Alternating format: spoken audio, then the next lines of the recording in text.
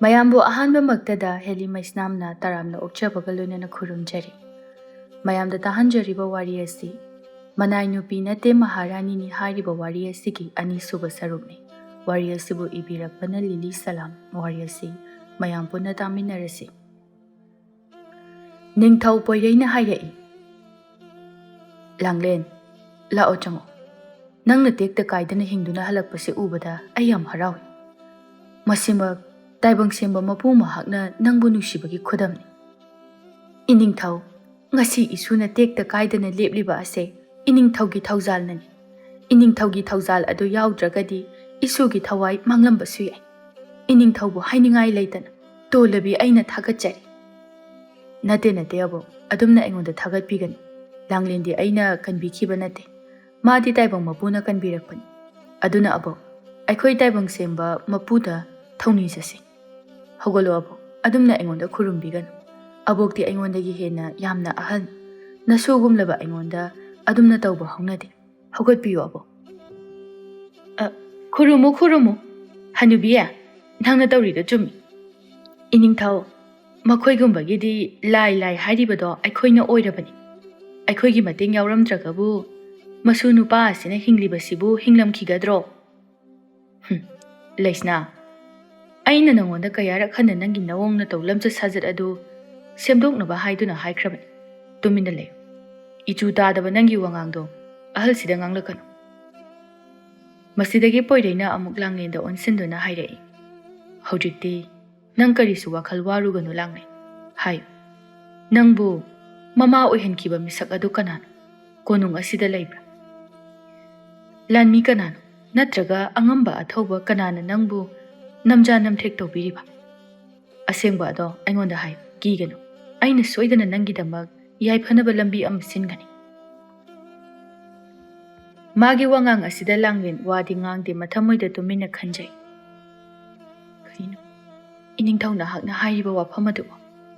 ꯑꯩꯅ ꯑꯩꯒꯤ ꯊꯧꯅꯥ ꯄꯨꯝꯕ ꯄꯨꯊꯣꯛꯇꯨꯅ ꯅꯐꯝꯗ ꯑꯁꯦꯡꯕ ꯑꯆꯨꯝꯕ ꯋꯥꯐꯝ ꯑꯗꯨ ꯈꯪꯍꯜꯂꯒꯦ ꯈꯜꯂꯛꯄ ꯃꯤꯀꯨꯞ ꯑꯁꯤꯗ ꯅꯪꯅ ꯀꯔꯤꯒꯤ ꯑꯩꯒꯤ ꯊꯧꯅꯥ ꯄꯨꯝꯕ ꯃꯥꯡꯍꯜꯂꯤꯕꯅꯣ?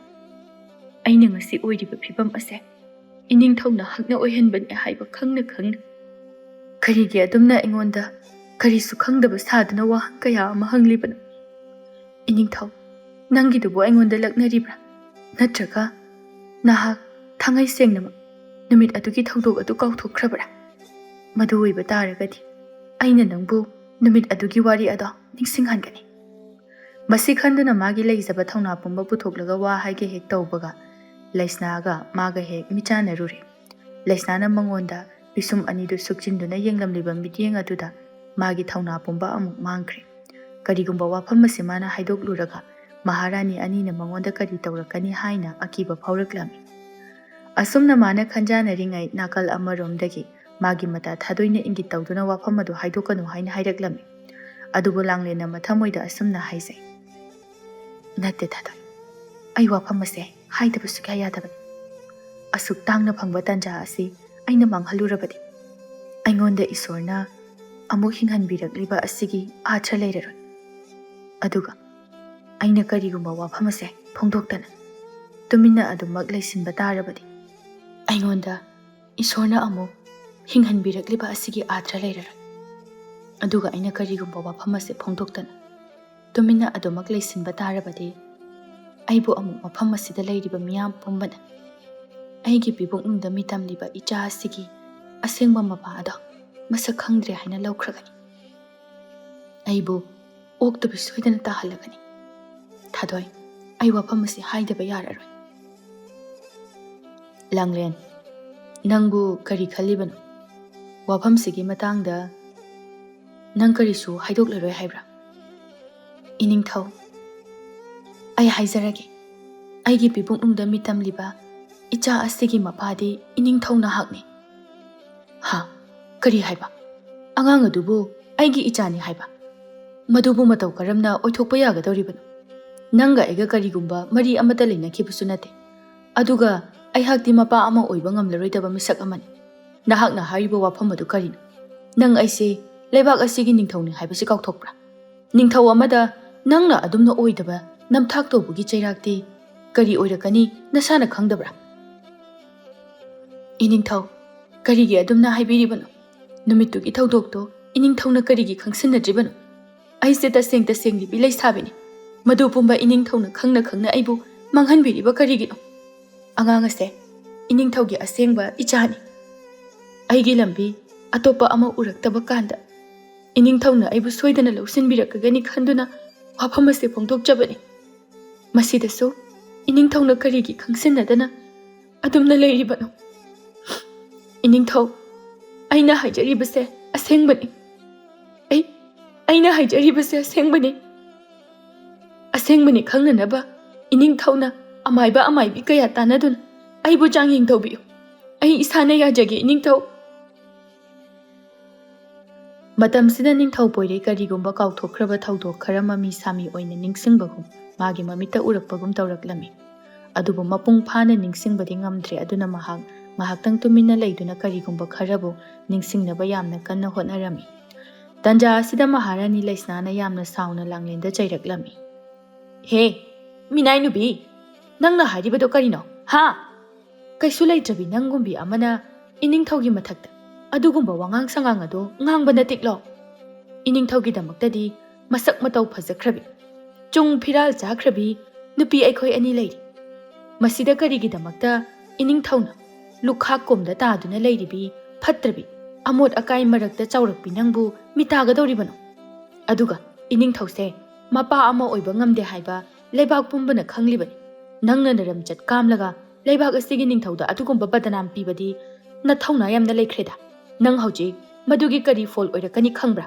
ꯍꯥ ꯏꯅꯤꯡꯊꯧꯅ ꯃꯄꯥ ꯑꯃ ꯑꯣꯏꯕ ꯉꯝꯂꯝꯂꯕꯗꯤ ꯅꯍꯥꯟꯅ ꯑꯩ ꯅꯠꯇ꯭ꯔꯒ ꯃꯍꯥꯔꯥꯅꯤ ꯑꯇꯣꯟꯕꯤ ꯑꯩꯈꯣꯏ ꯑꯅꯤꯒꯤꯁꯨ ꯏꯆꯥ ꯂꯩꯔꯝꯒꯅꯤ ꯏꯁ ꯃꯤꯅꯥꯏ ꯅꯨꯄꯤ ꯅꯪꯒꯨꯝꯕꯅꯁꯨ ꯑꯩꯒꯤ ꯏꯅꯤꯡꯊꯧꯗ ꯑꯗꯨꯒꯨꯝꯕ ꯐꯠꯇꯕ ꯕꯗꯅꯥꯝꯒ ꯁꯤꯒꯤ ꯍꯣꯠꯅꯕ ꯅꯪ ꯍꯥꯠꯇꯣꯛꯎꯔꯣ ꯍꯥꯏ ꯅꯈꯣꯏ ꯀꯅꯥ ꯂꯩ ꯃꯤꯅꯥꯏ ꯅꯨꯄꯤ ꯑꯣꯛꯇꯕꯤꯁꯦ ꯃꯉꯛ ꯁꯝꯁꯤꯗ ꯊꯧꯔꯤ ꯊꯨꯗꯨꯅ ꯍꯥꯠꯂꯨꯍꯦ ꯏꯆꯦ ꯑꯩꯈꯣꯏꯒꯤ ꯃꯥꯡꯗ ꯏꯅꯤꯡꯊꯧꯁꯨ ꯏꯆꯥꯎ ꯆꯥꯎꯅ ꯂꯩꯔꯤ ꯏꯅꯤꯡꯊꯧ ꯂꯩꯅ ꯏꯆꯦꯅ ꯍꯦꯛꯇ ꯑꯗꯨꯃꯥꯏꯅ ꯌꯥꯊꯪ ꯇꯧꯊꯕꯗꯨꯗꯤ ꯇꯧꯕꯤꯒꯅꯨ ꯋꯥꯔꯣꯏꯁꯤꯟ ꯄꯨꯝꯕ ꯏꯅꯤꯡꯊꯧꯅ ꯇꯥꯔꯛꯄ ꯋꯥꯐꯝ ꯑꯗꯨꯅ ꯑꯣꯏꯒꯗꯕꯅꯤ ꯍꯧꯖꯤꯛ ꯂꯥꯡꯂꯦꯟꯅ ꯍꯥꯏꯔꯤꯕ ꯋꯥꯐꯝ ꯑꯁꯦ ꯆꯨꯝꯃꯤ ꯂꯥꯜꯂꯤ ꯍꯥꯏꯕꯁꯨ ꯈꯪꯕ ꯅꯠꯇ꯭ꯔꯤ ꯏꯅꯤꯡꯊꯧꯅ ꯍꯥꯏꯔꯛꯄ ꯏꯅꯤꯡꯊꯧꯅ ꯂꯦꯞꯂꯛꯄ ꯋꯥꯔꯦꯞ ꯑꯗꯨꯗ ꯑꯩꯈꯣꯏꯁꯨ ꯌꯥꯒꯗꯕꯅꯤ ꯑꯗꯨꯃꯥꯏꯅ ꯑꯋꯣꯠ ꯑꯄꯥ ꯍꯦꯛꯇ ꯁꯥꯖꯤꯟꯕꯗꯣ ꯇꯧꯕꯤꯒꯅꯨ ꯏꯁ ꯀꯔꯤ ꯍꯦ ꯑꯩꯁꯦ ꯃꯍꯥꯔꯥꯅꯤ ꯑꯍꯟ ꯈꯪꯉꯕ ꯅꯪꯉꯣꯟꯗꯒꯤꯗꯤ ꯑꯩꯅ ꯍꯦꯟꯅ ꯏꯅꯤꯡꯊꯧꯒꯤ ꯃꯐꯝꯗ ꯌꯥꯝꯅ ꯆꯥꯎꯅ ꯍꯛ ꯂꯩ ꯏꯅꯤꯡꯊꯧꯁꯦ ꯅꯪꯒꯤꯁꯨ ꯅꯄꯨꯔꯣꯏꯕ ꯅꯠꯇ꯭ꯔꯣ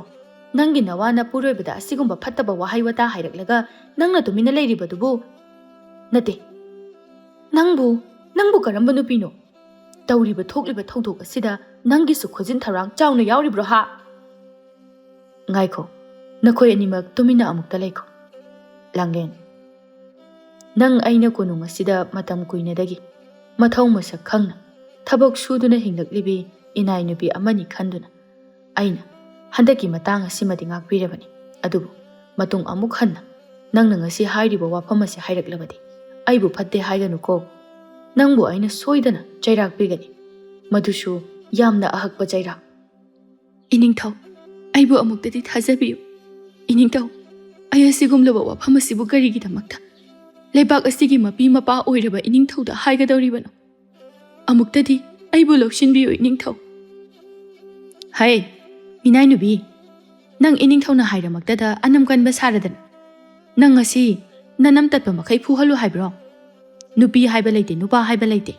ꯆꯩꯔꯥꯛ ꯄꯤꯕꯗꯗꯤ ꯆꯞ ꯃꯥꯟꯅꯩ ꯍꯥꯏꯕ ꯅꯪ ꯈꯪꯗꯕ꯭ꯔꯥ ꯃꯍꯥꯔꯥꯅꯤ ꯏꯕꯦꯝꯃ ꯑꯃꯨꯛꯇ ꯇꯞꯊꯕꯤꯈꯣ ꯏꯅꯤꯡꯊꯧ ꯅꯅꯥꯏ ꯑꯩꯍꯥꯛ ꯉꯁꯥꯏ ꯃꯈꯩꯗꯤ ꯇꯨꯃꯤꯟꯅ ꯂꯩꯖꯕꯅꯤ ꯑꯗꯨꯕꯨ ꯑꯩ ꯋꯥꯐꯝ ꯈꯔꯗꯪ ꯍꯥꯏꯖꯒꯦ ꯑꯩꯒꯤ ꯏꯁꯨ ꯅꯨꯄꯤ ꯑꯁꯦ ꯄꯤꯁꯛ ꯄꯤꯛꯂꯤꯉꯩꯗꯒꯤ ꯃꯕꯣꯛ ꯑꯩꯅ ꯃꯃꯥ ꯃꯄꯥ ꯁꯛꯅ ꯅꯤꯡꯊꯤꯅ ꯅꯥꯎꯔꯣꯛꯅ ꯈꯣꯟꯖꯔꯛꯄꯅꯤ ꯃꯥꯒꯤ ꯃꯑꯣꯡ ꯃꯇꯧ ꯃꯥꯒꯤ ꯂꯝꯆꯠ ꯁꯥꯖꯠ ꯄꯨꯝꯕ ꯅꯅꯥꯏ ꯑꯩꯅ ꯃꯌꯦꯛ ꯁꯦꯡꯅ ꯈꯪꯖꯩ ꯑꯩꯒꯤ ꯏꯁꯨ ꯅꯨꯄꯤꯅ ꯀꯩꯗꯧꯅꯨꯡꯗ ꯂꯝꯆꯠ ꯀꯥꯝꯕ ꯊꯕꯛꯇꯤ ꯇꯧꯔꯣꯏ ꯑꯗꯨꯒ ꯃꯍꯥꯛ ꯑꯣꯏꯗꯕꯁꯨ ꯉꯥꯡꯕ ꯉꯝꯒꯗꯕ ꯑꯩꯒꯤ ꯏꯁꯨ ꯅꯨꯄꯤ ꯅꯠꯇꯦ ꯃꯕꯣꯛ ꯑꯩꯅ ꯏꯁꯨꯒꯤ ꯋꯥꯐꯝ ꯑꯁꯤꯕꯨ ꯊꯥꯖꯩ ꯃꯗꯨꯒꯤꯁꯨ ꯃꯊꯛꯇ ꯏꯅꯤꯡꯊꯧꯒꯤ ꯃꯥꯏꯊꯣꯡꯗ ꯀꯔꯤꯒꯨꯝꯕ ꯆꯃꯝꯅꯕ ꯋꯥꯈꯜ ꯂꯃꯥꯛꯅꯕꯒꯤ ꯃꯃꯤ ꯇꯥꯔꯤꯕꯗꯣ ꯋꯥꯐꯝ ꯑꯁꯦ ꯑꯆꯨꯝꯕꯅꯤ ꯍꯥꯏꯅ ꯅꯅꯥꯏ ꯑꯩꯅ ꯊꯥꯖꯩ ꯏꯅꯤꯡꯊꯧ ꯑꯃꯨꯛꯇꯗꯤ ꯋꯥꯈꯜ ꯑꯗꯣ ꯂꯩꯇꯥꯏꯅꯕꯤꯗꯨꯅ ꯊꯣꯛꯈ꯭ꯔꯕ ꯊꯧꯗꯣꯛ ꯄꯨꯝꯕ ꯅꯤꯡꯁꯤꯡꯕꯤꯌꯨ isu nupina aranba tahanbiganu. Mabu migi noknafam oihenbiganu iningthau. Karamba masu mabeno ne asiba. Hai, mathong maram khangdaba minai na khoina tawrise karino. Siba kaidugo na khoise kari mate heki dabra ha. Iningthau kari khanbiri bano. Kaisu laitrabi iningthau gi khongyagi uphungum laba makhoina hanjin na. Iningthau gi izat mayeng tananaba tawraklaba phawbada karigino. Iningthau na makhoida chairak amta pidrisibo. Langlen. Aina aroiba oina nangonda haibasi. Nang masida lamhen tu henduna. Aina ngangba wada tadragadi handang muti. Ay nang bungakpiba ngamda. Nang nangangliba wada. Ay ginakongda anirak suna tahalakana. Ay gananga mari lena kibalaite. Aduna. Nathamoy warak pangamdraga. Nang na lebag asigi ningthaw aingonda adum na tawbadi. Nang ngakpipam thoktabani. Adubo. Aina nangbu handak amukasu ngakpiriba asini. Asi hairam laga poirei sauna konungda changkirami. Ningthawna chatkrabada mafamduda tilamba lanmi angam mathau singado langneda kirup yengnaduna nukna chamnaduna lona wari sanaduna chatkre. Maharani laisna su chatkre adubu Maharani aton pithasanadi langlenda thajabagum tawrami aduna thunamag mache laisnagi kada changduna asumna hairei. Phatabi nupi nangaiko. Nangna iningthawda kari tawsinkrabagi. Ai nangbu yamna chingni. Ngasi iningthawgi mawong mataw. Mana ngangliba wangang magi maithong pumbana. Karigumba kharadi tagli. Masi pumba nangna karigumba khara tawkre haiba ai khangi. Hayo nangna kari tawsinkrabagi. Nang ma kaina masi miyam usite ni se. He nangna mathong maram khangdana aingonda nganglibado karigino. Nangna hanglibado madu pumbado iningthawda hangucho khangaba. Kaisu laitabi Minai Nupi amana hairaga nangna thazaribro ha. Langlinbu thajadabagi wafam nate. Matam kharagi mamangdagi iningthawna atopa nupi amabu luhongbugi wafam ase yaramlabani. Aduga haujingna iningthaw mahak masamakna mapa ama oiba ngamdraba misakni haina maral yajarakliba ase nangi khujin thawrang amadi soidana oigani. Aduga langlingi wafam aduna karigumba achumba kharadi lairi haiba aina khangi. Iningthawgi wakhalda karigumba thawdok kharadi nangna mami samhankre haiba aina mayek sengna uba phangi. Ai tuminadi leithokloi. Phattabi nangi arol athopomba. Aina haidokani khangjaw. Madugida maktadi ai karisu jingnadi. Mama ama oiba ngamlaroidaba aina namthak tawraga iningthawgi chadanawda muthangadaba nupidi aidi nate. Karigumba langlena hairiba wafam aduna achumba oiramlabadi. Aikhoi pumbagi oina laibak yamna pharaba wafamni. Mahakbu iningthawna magi ahum subi taloi oina lawsinbada aina su harauna yagani. Aduga atopa wafam amana nangna langlenda karigumba phattaba thabak amatang tawba yaroi. Hek tawgi ninglaklabadi aigasu hana nanga mayok yagadabani. Nangidubu aingonda damka tawriba haibaduro ha. Hai nang mukpangba nupi leiramkhigadro. Nangi nupabu mina munnanaba hotnaraga tumina leiriba nangi wakhaladuna karini haina hayuge. Lanpham ase ai itomtagi nate nangisu saruk yauribani. Lanpham asida ichil inaw pumba saruk yaminasi haidaduna nangna ngangliba wadubu karino. Kanagi lanpham karigi lanpham no hairisibo langlenga aiga yeknaba oikiba leite. Aduga nangna ngangba wasu aina tagadaba leite. Leibak asigidamak iningthawgidamak yaiphanaba lambi aduda aidi adumak saruk yagani. Asi hairamlaga sauna thokhiram laisnadi thasanagi mataw aduda saunangbana mai haurami. Aduna mathamoida asumna sonja hawi. Aigi iningthawbu aingondagi kanamtana munba yaroi. Madi aigini.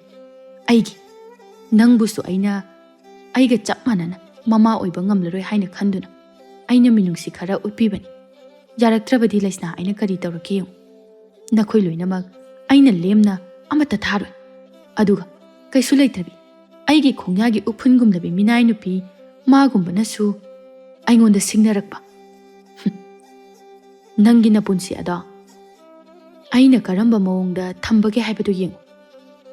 Asomdana langlen mahaki ka macha aduda Pendaba mayam aduna mathamoi sokna kaptuna leiri. Mabokna mabu themjinbiri. Aboki Langlen yare kapanu to.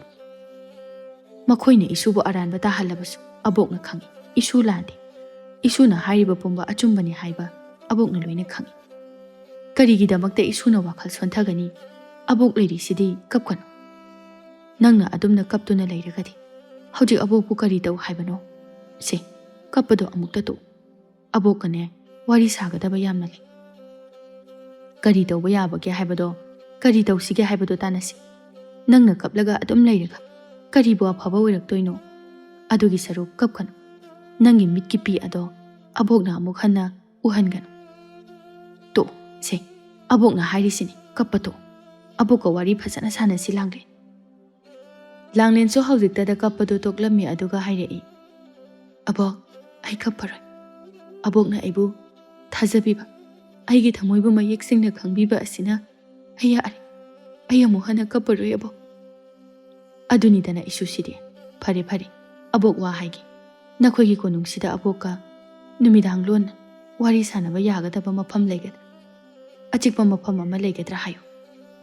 Hoi abok lainiye konung asida achikpa aronba wari sanaba yaba mafam haiba taragadi. Konunggi leikoldani. Leikoldadi akhoi anina sananingba wari pumba loina sanaba yagani. Phare. Adudi chalo. Nangne namai namito hana amukta chamthokluso. Kaplubagi pung pom pom le. Abok ngairamge.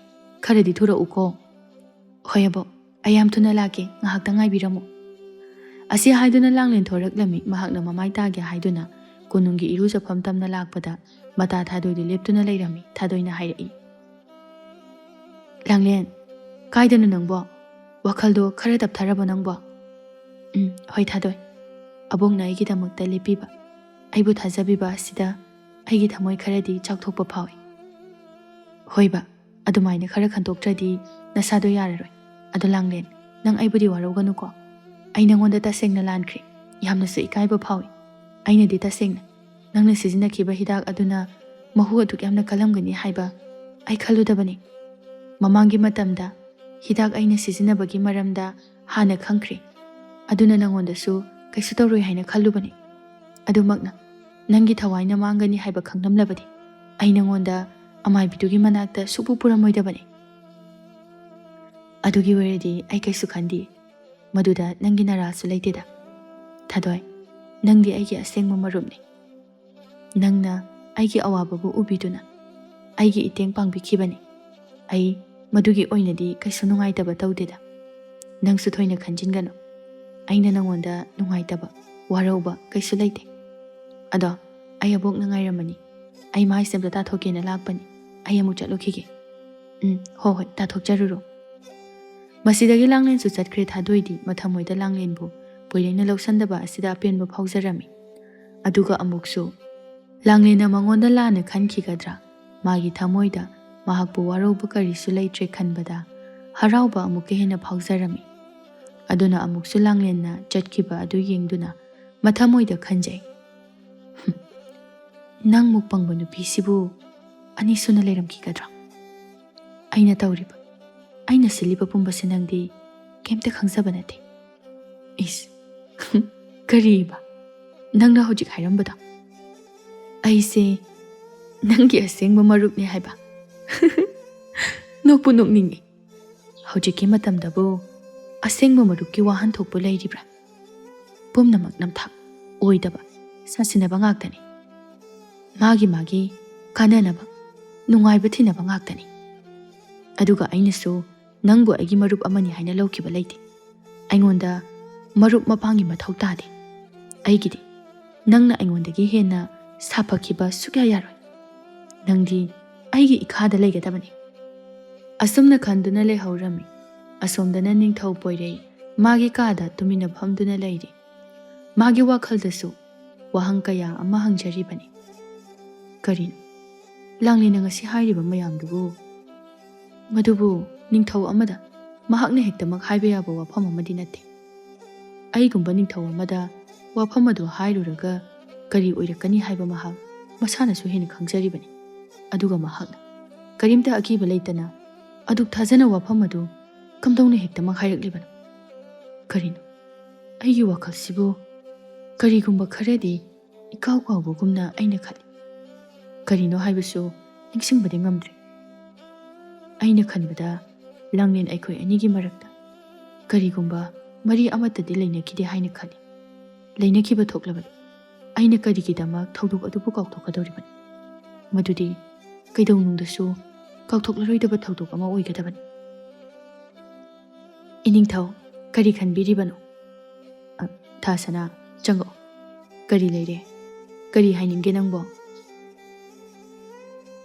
ꯏꯅꯤꯡꯊꯧ, ꯉꯁꯥꯏ ꯂꯥꯡꯂꯦꯟꯅ ꯍꯥꯏꯈꯤꯕ ꯋꯥꯐꯝ ꯑꯗꯨ ꯑꯆꯨꯝꯕ ꯑꯣꯏꯔꯕꯗꯤ ꯌꯥꯝꯅ ꯑꯐꯕ, ꯅꯨꯡꯉꯥꯏꯕ ꯄꯥꯎ ꯑꯃꯅꯤ꯫ ꯑꯗꯨꯅ ꯅꯅꯥꯏ ꯅꯨꯄꯤꯅ ꯍꯥꯏꯖꯅꯤꯡꯕꯗꯤ ꯀꯔꯤꯒꯨꯝꯕ ꯋꯥꯐꯝ ꯑꯗꯨꯅ ꯑꯆꯨꯝꯕ ꯑꯣꯏꯔꯕꯗꯤ ꯃꯍꯥꯛꯄꯨ ꯏꯅꯤꯡꯊꯧꯒꯤ ꯇꯥꯂꯣꯏ ꯑꯣꯏꯅ ꯂꯧꯁꯤꯟꯕꯗ ꯅꯅꯥꯏ ꯅꯨꯄꯤꯅꯁꯨ ꯍꯔꯥꯎꯅ ꯌꯥꯖꯒꯅꯤ꯫ ꯃꯗꯨꯒꯤꯁꯨ ꯃꯊꯛꯇ ꯏꯅꯤꯡꯊꯧ, ꯃꯍꯥꯛꯀꯨꯝꯕꯤ ꯀꯔꯤꯁꯨ ꯂꯩꯇ꯭ꯔꯕꯤ ꯑꯩꯈꯣꯏꯒꯤ ꯏꯅꯥꯏ ꯅꯨꯄꯤ ꯑꯃꯅ ꯋꯥꯐꯝ ꯑꯁꯤꯃꯛ ꯍꯦꯛꯇ ꯍꯥꯏꯔꯛꯄ ꯉꯝꯒꯗꯕꯁꯨ ꯅꯠꯇꯦ꯫ ꯃꯗꯨꯒꯤ ꯐꯣꯜ ꯑꯗꯨ ꯀꯔꯤ ꯑꯣꯏꯔꯛꯀꯅꯤ ꯍꯥꯏꯕ ꯃꯍꯥꯛ ꯃꯁꯥꯅꯁꯨ ꯍꯦꯟꯅ ꯈꯪꯂꯤꯕꯅꯤ꯫ ꯑꯗꯨꯒ ꯏꯅꯤꯡꯊꯧ, ꯃꯍꯥꯛꯅ ꯊꯧꯅꯥ ꯂꯩꯅ ꯃꯥꯕꯨ ꯆꯥꯡꯌꯦꯡ ꯇꯧꯕꯤꯌꯨ ꯍꯥꯏꯅꯁꯨ ꯃꯁꯥꯅ ꯍꯥꯏꯖꯈꯤꯕꯅꯤ꯫ ꯑꯗꯨꯅ ꯌꯥꯔꯒꯗꯤ ꯏꯅꯤꯡꯊꯧꯅ ꯀꯔꯤꯒꯨꯝꯕ ꯈꯔꯗꯤ ꯇꯧꯕꯤꯌꯨ꯫ ꯏꯅꯤꯡꯊꯧꯅ ꯀꯔꯤꯒꯨꯝꯕ ꯊꯧꯗꯣꯛ ꯈꯔ ꯆꯃꯝꯅꯕ ꯐꯥꯎꯔꯦ ꯍꯥꯏꯕꯗꯤ ꯅꯅꯥꯏ ꯅꯨꯄꯤ ꯑꯩꯅ ꯏꯅꯤꯡꯊꯧꯒꯤ ꯃꯥꯏꯊꯣꯡꯗꯒꯤ ꯎꯕ ꯐꯪꯖꯩ꯫ ꯑꯗꯨꯅ ꯋꯥꯐꯝ ꯑꯁꯤꯒꯤ ꯃꯇꯥꯡꯗ ꯑꯆꯨꯝ ꯑꯔꯥꯟ ꯑꯗꯣ ꯂꯥꯏ ꯇꯤꯟꯒꯤ ꯃꯇꯦꯡꯈꯔ ꯂꯧꯔꯒ ꯑꯣꯏꯔꯕꯁꯨ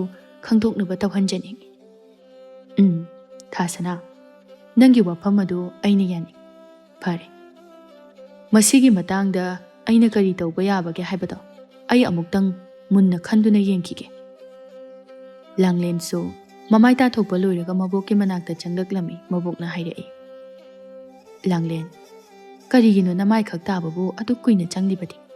ꯅꯠꯇꯦ ꯅꯪꯕꯨ ꯅꯃꯥꯏ ꯇꯥꯔꯨꯆꯣꯅ ꯊꯥꯈ꯭ꯔꯒ ꯑꯃꯨꯛ ꯀꯞꯂꯨꯔꯕ꯭ꯔꯣ? ꯀꯞꯇꯤ ꯑꯕꯣꯛ, ꯑꯩꯅ ꯃꯥꯏ ꯇꯥꯊꯣꯛꯄ ꯆꯠꯂꯨꯕꯗ ꯊꯥꯗꯣꯏꯒ ꯊꯦꯡꯅꯔꯛꯏ꯫ ꯃꯥꯒ ꯋꯥꯔꯤ ꯉꯥꯏꯍꯥꯛ ꯁꯥꯔꯛꯄꯗꯨꯗ ꯀꯨꯏꯊꯣꯛꯈ꯭ꯔꯦ ꯑꯕꯣꯛ꯫ ꯊꯥꯗꯣꯏ ꯍꯥꯏꯕ? ꯃꯥꯒꯗꯤ ꯀꯔꯤ ꯋꯥꯔꯤ ꯁꯥꯔꯛꯂꯤꯕ?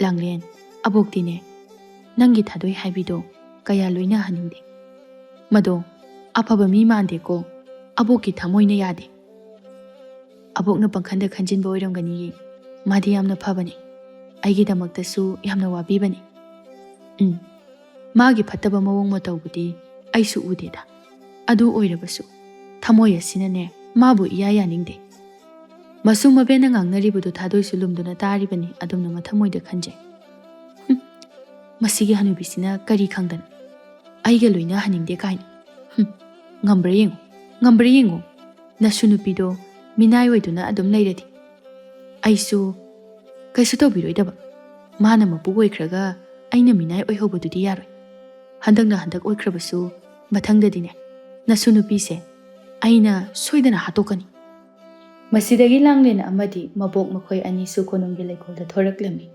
ꯂꯩꯀꯣꯜ ꯑꯗꯨꯗ ꯃꯤ ꯆꯤꯛꯄ ꯃꯐꯝ ꯑꯃ ꯌꯦꯡꯗꯨꯅ ꯎꯖꯥꯎ ꯑꯃꯒꯤ ꯃꯈꯥꯗ ꯐꯝꯊꯔꯛꯏ꯫ ꯑꯗꯨꯒ ꯃꯕꯣꯛꯅ ꯂꯥꯡꯂꯦꯟꯗ ꯇꯞꯅ ꯑꯃꯨꯛ ꯍꯥꯏꯔꯛꯏ, ꯂꯥꯡꯂꯦꯟ, ꯍꯧꯖꯤꯛ ꯅꯪꯅ ꯑꯣꯏꯔꯛꯂꯤꯕ ꯐꯤꯕꯝ ꯑꯁꯤ ꯀꯝꯗꯧꯅ ꯑꯣꯏꯔꯛꯈꯤꯕꯅꯣ ꯍꯥꯏꯕꯗോ ꯃꯌꯦꯛ ꯁꯦꯡꯅ ꯂꯤ꯫ ꯑꯗꯨꯒ ꯏꯁꯨ ꯏꯕꯦꯟ ꯀꯔꯤ ꯇꯧꯕ ꯌꯥꯕꯒꯦ ꯍꯥꯏꯕꯗꯣ ꯑꯃꯨꯛ ꯈꯟꯅꯁꯤ꯫ ꯑꯗꯨꯒꯅꯦ ꯑꯃꯨꯛ ꯍꯟꯅ ꯅꯪꯅ ꯑꯉꯥꯡ ꯑꯁꯤꯕꯨ ꯃꯥꯡꯍꯟꯒꯦ ꯍꯥꯏꯅꯗꯤ ꯈꯟꯒꯅꯨ꯫ ꯑꯕꯣꯛꯅꯁꯨ ꯋꯥꯐꯝ ꯑꯗꯨꯗꯤ ꯌꯥꯕ ꯉꯝꯂꯣꯏꯀꯣ꯫ ꯍꯣꯏ ꯑꯕꯣꯛ, ꯑꯩ ꯐꯠꯇꯕ ꯊꯕꯛ ꯑꯗꯨꯃꯗꯤ ꯀꯩꯗꯧꯅꯨꯡꯗ ꯑꯃꯨꯛ ꯍꯟꯅ ꯇꯧꯔꯔꯣꯏꯒꯦ, ꯇꯧꯒꯦ ꯍꯥꯏꯅꯁꯨ ꯈꯜꯂꯔꯣꯏꯒꯦ꯫ ꯑꯗꯨꯅꯤꯗꯅ, ꯐꯔꯦ ꯑꯗꯨꯗꯤꯅꯦ ꯃꯇꯧ ꯀꯔꯝꯅ ꯏꯅꯤꯡꯊꯧꯒ ꯅꯪꯒ ꯃꯔꯤ ꯂꯩꯅꯈꯤꯕꯅꯣ ꯍꯥꯏꯕꯗꯣ ꯑꯕꯣꯛꯇ ꯁꯦꯡꯅ ꯑꯃꯨꯛꯇ ꯍꯥꯏ꯫ ꯀꯝꯗꯧꯅ ꯊꯧꯗꯣꯛ ꯑꯗꯨ ꯊꯣꯛꯈꯤꯕꯅꯣ? ꯑꯕꯣꯛ, ꯅꯨꯃꯤꯠꯇꯣ ꯃꯍꯥꯔꯥꯅꯤ ꯑꯍꯜ ꯑꯃꯗꯤ ꯃꯍꯥꯔꯥꯅꯤ ꯑꯇꯣꯟꯕꯤ ꯑꯅꯤꯃꯛ ꯁꯅꯥ ꯀꯣꯅꯨꯡ ꯑꯁꯤꯗ ꯂꯩꯇꯦ꯫ ꯃꯍꯥꯔꯥꯅꯤ ꯑꯍꯜꯅ ꯃꯥꯒꯤ ꯃꯄꯥꯝꯗ ꯃꯃꯥ ꯃꯄꯥꯒꯤ ꯃꯅꯥꯛꯇ ꯅꯨꯃꯤꯠ ꯍꯨꯝꯅꯤꯒꯤ ꯑꯣꯏꯕ ꯈꯣꯡꯆꯠ ꯑꯃ ꯆꯠꯈꯤ꯫ ꯑꯇꯣꯟꯕꯤꯅ ꯊꯪꯅꯕ ꯈꯨꯜꯗ ꯃꯍꯥꯛꯀꯤ ꯃꯔꯨꯞ ꯑꯃꯒꯤ ꯂꯨꯍꯣꯡꯕ ꯌꯥꯎꯕ ꯆꯠꯈꯤꯕꯅ ꯅꯨꯃꯤꯠ ꯑꯗꯨꯃꯗꯤ ꯍꯜꯂꯛꯈꯤꯗꯦ꯫ ꯃꯍꯥꯔꯥꯅꯤ ꯑꯍꯜꯅ ꯀꯣꯅꯨꯡ ꯊꯥꯗꯣꯛꯇꯨꯅ ꯆꯠꯈ꯭ꯔꯤꯉꯩꯗ ꯑꯩꯒꯤ ꯏꯐꯝꯗ ꯏꯅꯤꯡꯊꯧꯒꯤ ꯀꯥ ꯑꯁꯤꯕꯨ ꯁꯦꯡꯗꯣꯛꯄꯒꯤ ꯊꯕꯛ ꯑꯗꯣ ꯑꯩꯉꯣꯟꯗ ꯁꯤꯟꯅꯔꯝꯕꯅꯤ꯫ ꯑꯁꯤ ꯍꯥꯏꯗꯨꯅ ꯅꯨꯃꯤꯠ ꯑꯗꯨꯒꯤ ꯊꯧꯗꯣꯛꯇꯨ ꯂꯥꯡꯂꯦꯟꯅ ꯋꯥꯔꯤ ꯂꯤꯕ ꯍꯧꯔꯛꯏ꯫ ꯑꯍꯤꯡꯒꯤ ꯃꯇꯝ ꯑꯣꯏꯔꯛꯄꯅ ꯅꯤꯡꯊꯧ ꯄꯣꯏꯔꯩꯅ ꯇꯨꯝꯅ ꯍꯤꯞꯅꯅꯕ ꯐꯃꯨꯡ ꯑꯗꯨ ꯁꯦꯝ ꯁꯥꯔꯨꯅꯕꯒꯤꯗꯃꯛꯇ ꯂꯥꯡꯂꯦꯟ ꯄꯣꯏꯔꯩꯒꯤ ꯀꯥꯗ ꯆꯪꯂꯛꯂꯝꯃꯤ꯫ Matam aduda poire yu khara thaktuna leirami.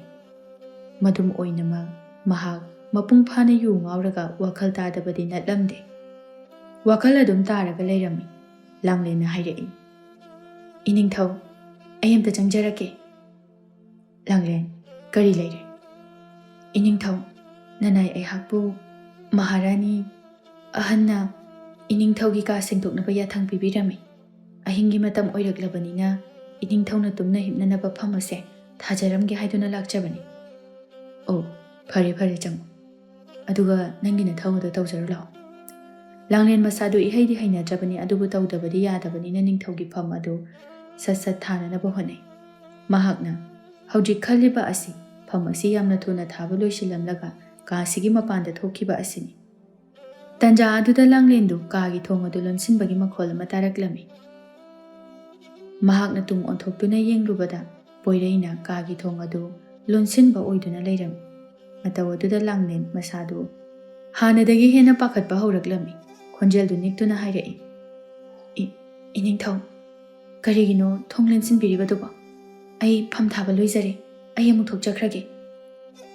Langlen, amta ngaiko. Ngasidi ay nangonda wa amatang haigi.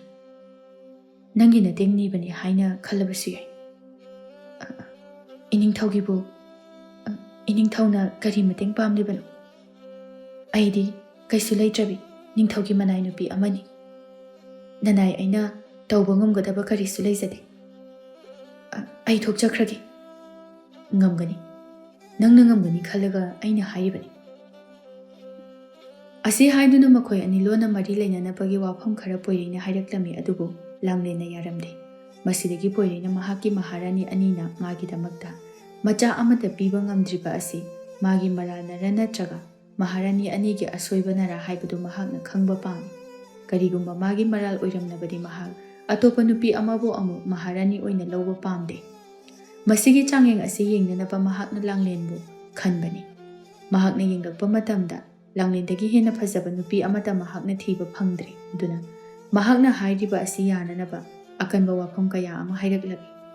Masiga loina loinana karigumba langlena mahakidamak macha amabu naupi puthoklabadi. Mahakna langlenbu soidana lausingani aduga Maharani phamtolso hapkani hairami. Adum oinamak langlendi taseng libi amakpa yaudраbi leisabi oibana wafam asi yaba ngamloi haina yamna kanna lauki tawraklami. Adubu poireina mahaki machin adu mensinduna adumak namja namthekpiduna magi apamba adumak pangthokhirami. Wari siliba loiraduna langlen mahaki mitludagi pirang khara sintharaklami. Madu ubada mabokna hairei. Aboki langlen, karigi kaplibano kapkano. Nangi mitki pi ado. Abokta amuk hana uhalaroi haina. Nang amu hana kaplaroi haikiba natra. Aduga karigi amuk kaplibano. Abo, ay kap.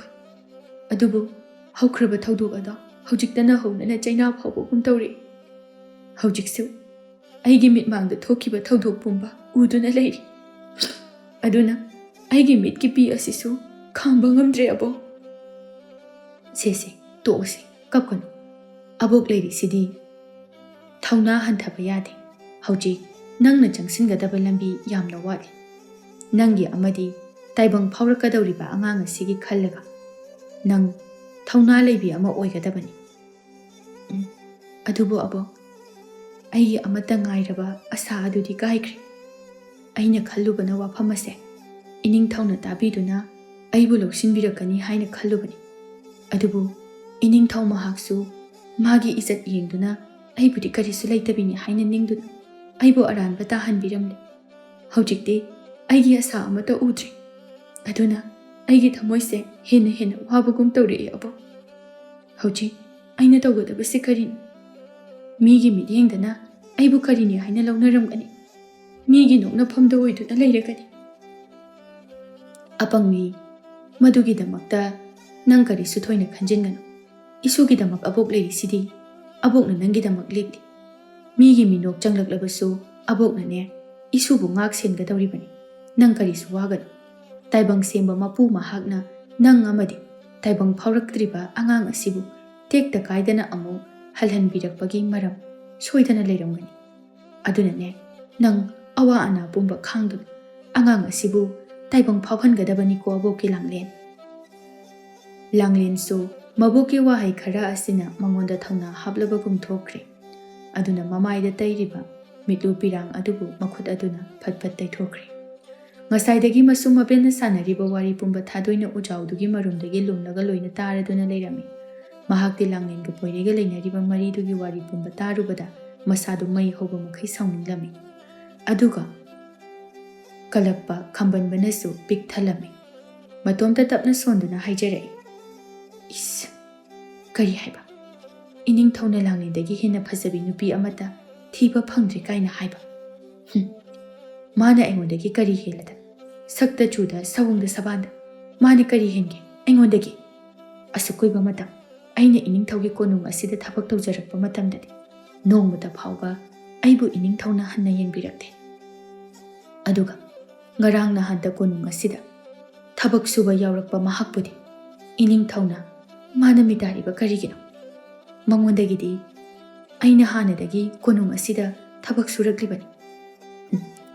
Langlen aina hengningai nangbu Maharani oihenbadi khak oithokloi.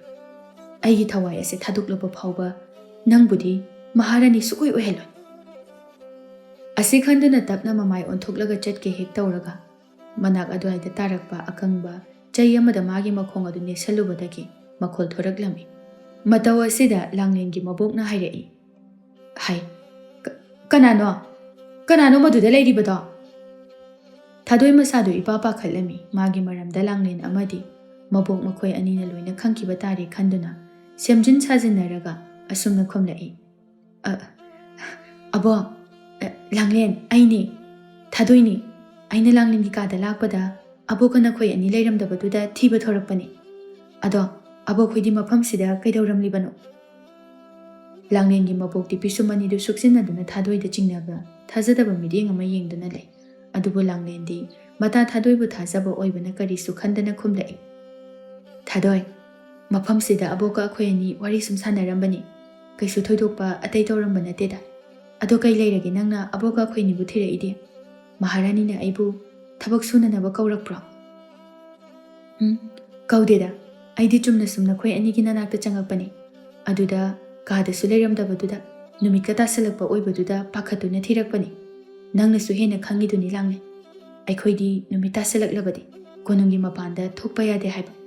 Aduna aina pakhatuna abokana khoi ani bu thirakpani. Ado abokana khoi anigi waridubu loijibra. Loiragadi changasilao angamba thau natraga lanmisingna ukrabadi kari tawrakani haiba tamba ngamde. Hoyabo thadoina harise achombani. Aikhoidi numitabu takrabadi konungi mapanda thokpa yade. Aduna bo aigi gata changasilao. Langlengi maboksu hoi haiduna makhoi punna changminaraklami. Adubu Langlengi maboki mathamoi manungdadi thadoibu hojik phawba chingnaba phawri.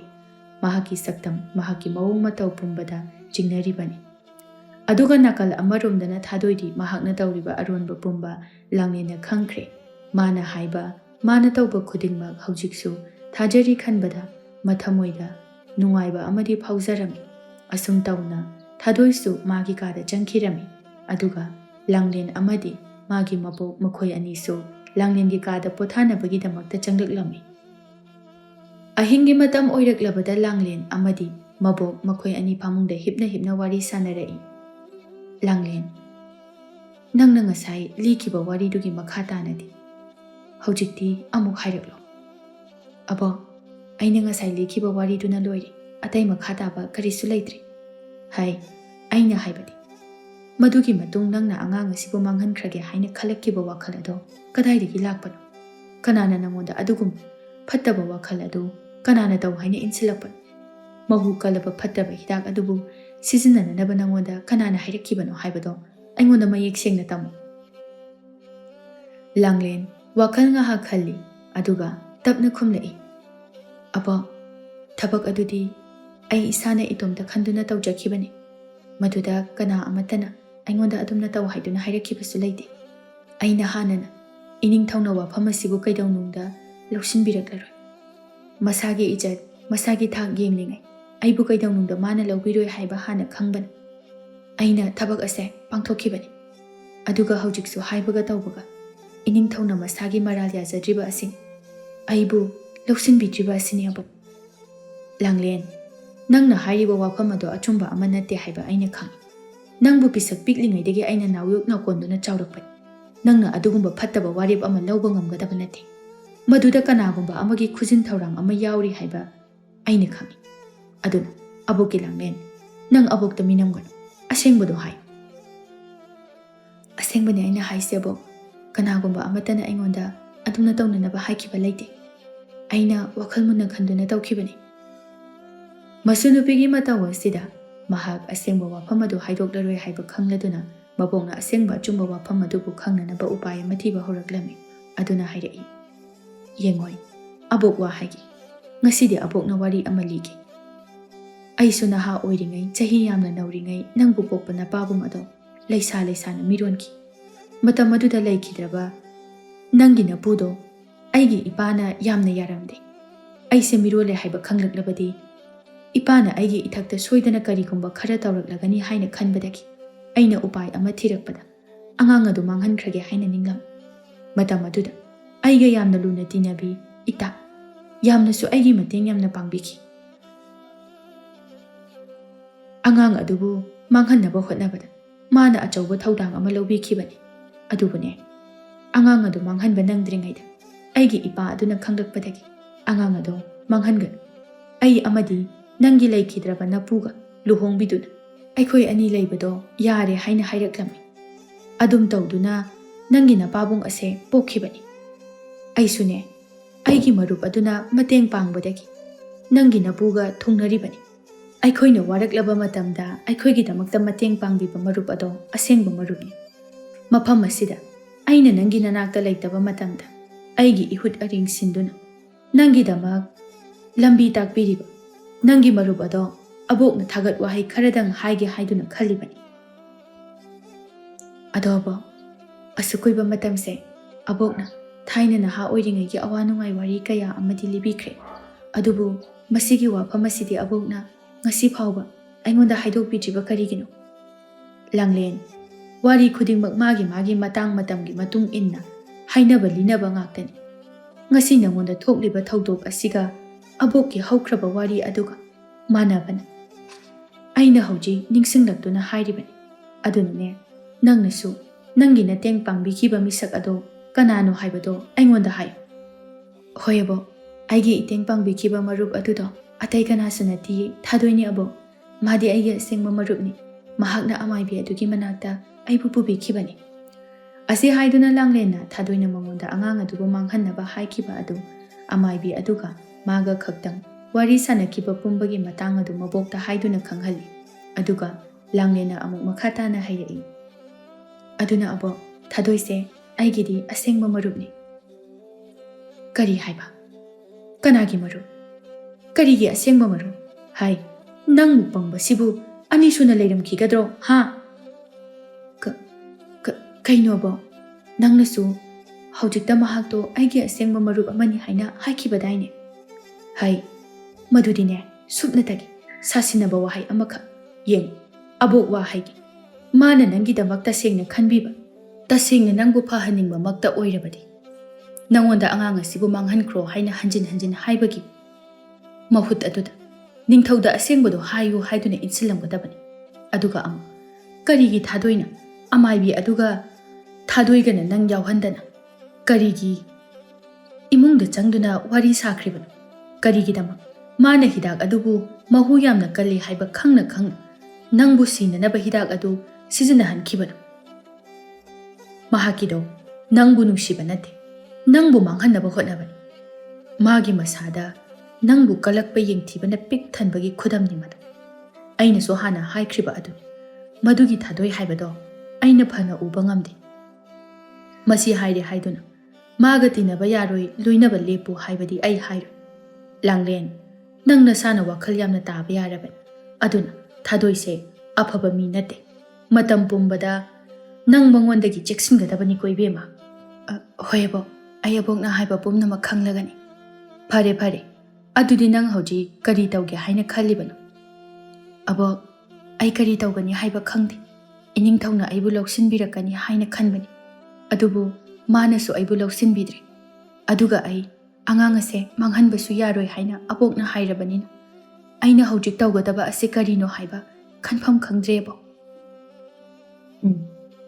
ꯑꯩꯅ ꯍꯥꯏꯕꯗꯤ ꯅꯪ ꯀꯣꯅꯨꯡꯁꯤꯗ ꯃꯈꯥ ꯇꯥꯅ ꯑꯗꯨꯃꯛ ꯂꯩꯍꯧꯈꯤꯒꯦ ꯍꯥꯏꯕ꯭ꯔꯥ ꯅꯠꯇ꯭ꯔꯒ ꯑꯩꯒ ꯄꯨꯟꯅ ꯆꯠꯂꯁꯤ ꯍꯥꯏꯕ꯭ꯔꯥ ꯍꯥꯏꯅ ꯍꯪꯕꯅꯤ ꯑꯕꯣꯛꯀꯤ ꯋꯥꯈꯜꯗꯗꯤ ꯂꯩꯕ ꯂꯩꯇꯕ ꯆꯥꯕ ꯆꯥꯗꯕ ꯅꯪꯕꯨ ꯄꯨꯗꯨꯅ ꯆꯠꯅꯤꯡꯉꯤ ꯍꯌꯦꯡꯒꯤ ꯑꯌꯨꯛ ꯑꯉꯟꯕꯗꯗꯤ ꯑꯕꯣꯛꯁꯨ ꯑꯃꯨꯛ ꯆꯠꯂꯅꯤ ꯑꯗꯨꯅ ꯅꯪꯁꯨ ꯑꯩꯒ ꯄꯨꯟꯅ ꯆꯠꯂꯁꯤꯅꯦ ꯂꯥꯡꯂꯦꯟ ꯑꯕꯣꯛ ꯑꯩꯅ ꯀꯣꯅꯨꯡꯁꯤꯗ ꯊꯕꯛ ꯁꯨꯗ꯭ꯔꯕꯗꯤ ꯑꯕꯣꯛꯀ ꯑꯩꯈꯣꯏ ꯑꯅꯤꯗꯤ ꯀꯔꯝꯅ ꯍꯤꯡꯒꯅꯤ ꯍꯧꯖꯤꯛꯀꯤ ꯃꯇꯝ ꯑꯁꯤꯗ ꯑꯩꯈꯣꯏꯅ ꯁꯨꯅꯅꯕ ꯊꯕꯛꯁꯨ ꯑꯃꯠꯇ ꯂꯩꯇꯦ ꯑꯗꯨꯒ ꯀꯅꯥ ꯂꯩꯖꯗ꯭ꯔꯕ ꯏꯁꯨ ꯏꯕꯦꯟ ꯑꯩꯈꯣꯏ ꯑꯅꯤꯕꯨꯁꯨ ꯀꯅꯥꯅ ꯃꯇꯦꯡ ꯄꯥꯡꯕꯤꯔꯛꯀꯅꯤ ꯑꯩ ꯑꯗꯨꯝ ꯂꯩꯍꯧꯒꯦꯗ ꯀꯩꯁꯨ ꯇꯧꯔꯣꯏꯌꯦ ꯑꯕꯣꯛ ꯐꯔꯦ ꯑꯗꯨꯗꯤꯅꯦ ꯑꯕꯣꯛꯅ ꯍꯥꯏꯒꯗꯕ ꯍꯥꯏꯕꯕꯨ ꯅꯪ ꯊꯧꯅꯥ ꯌꯥꯝꯅ ꯂꯩꯒꯗꯕꯅꯤ ꯃꯤꯅ ꯅꯣꯛꯅ ꯆꯥꯝꯅꯕ ꯌꯥꯎꯔꯛꯂꯕꯁꯨ ꯅꯪꯅ ꯃꯈꯣꯏꯕꯨ ꯇꯥꯁꯤꯟꯒꯅꯨ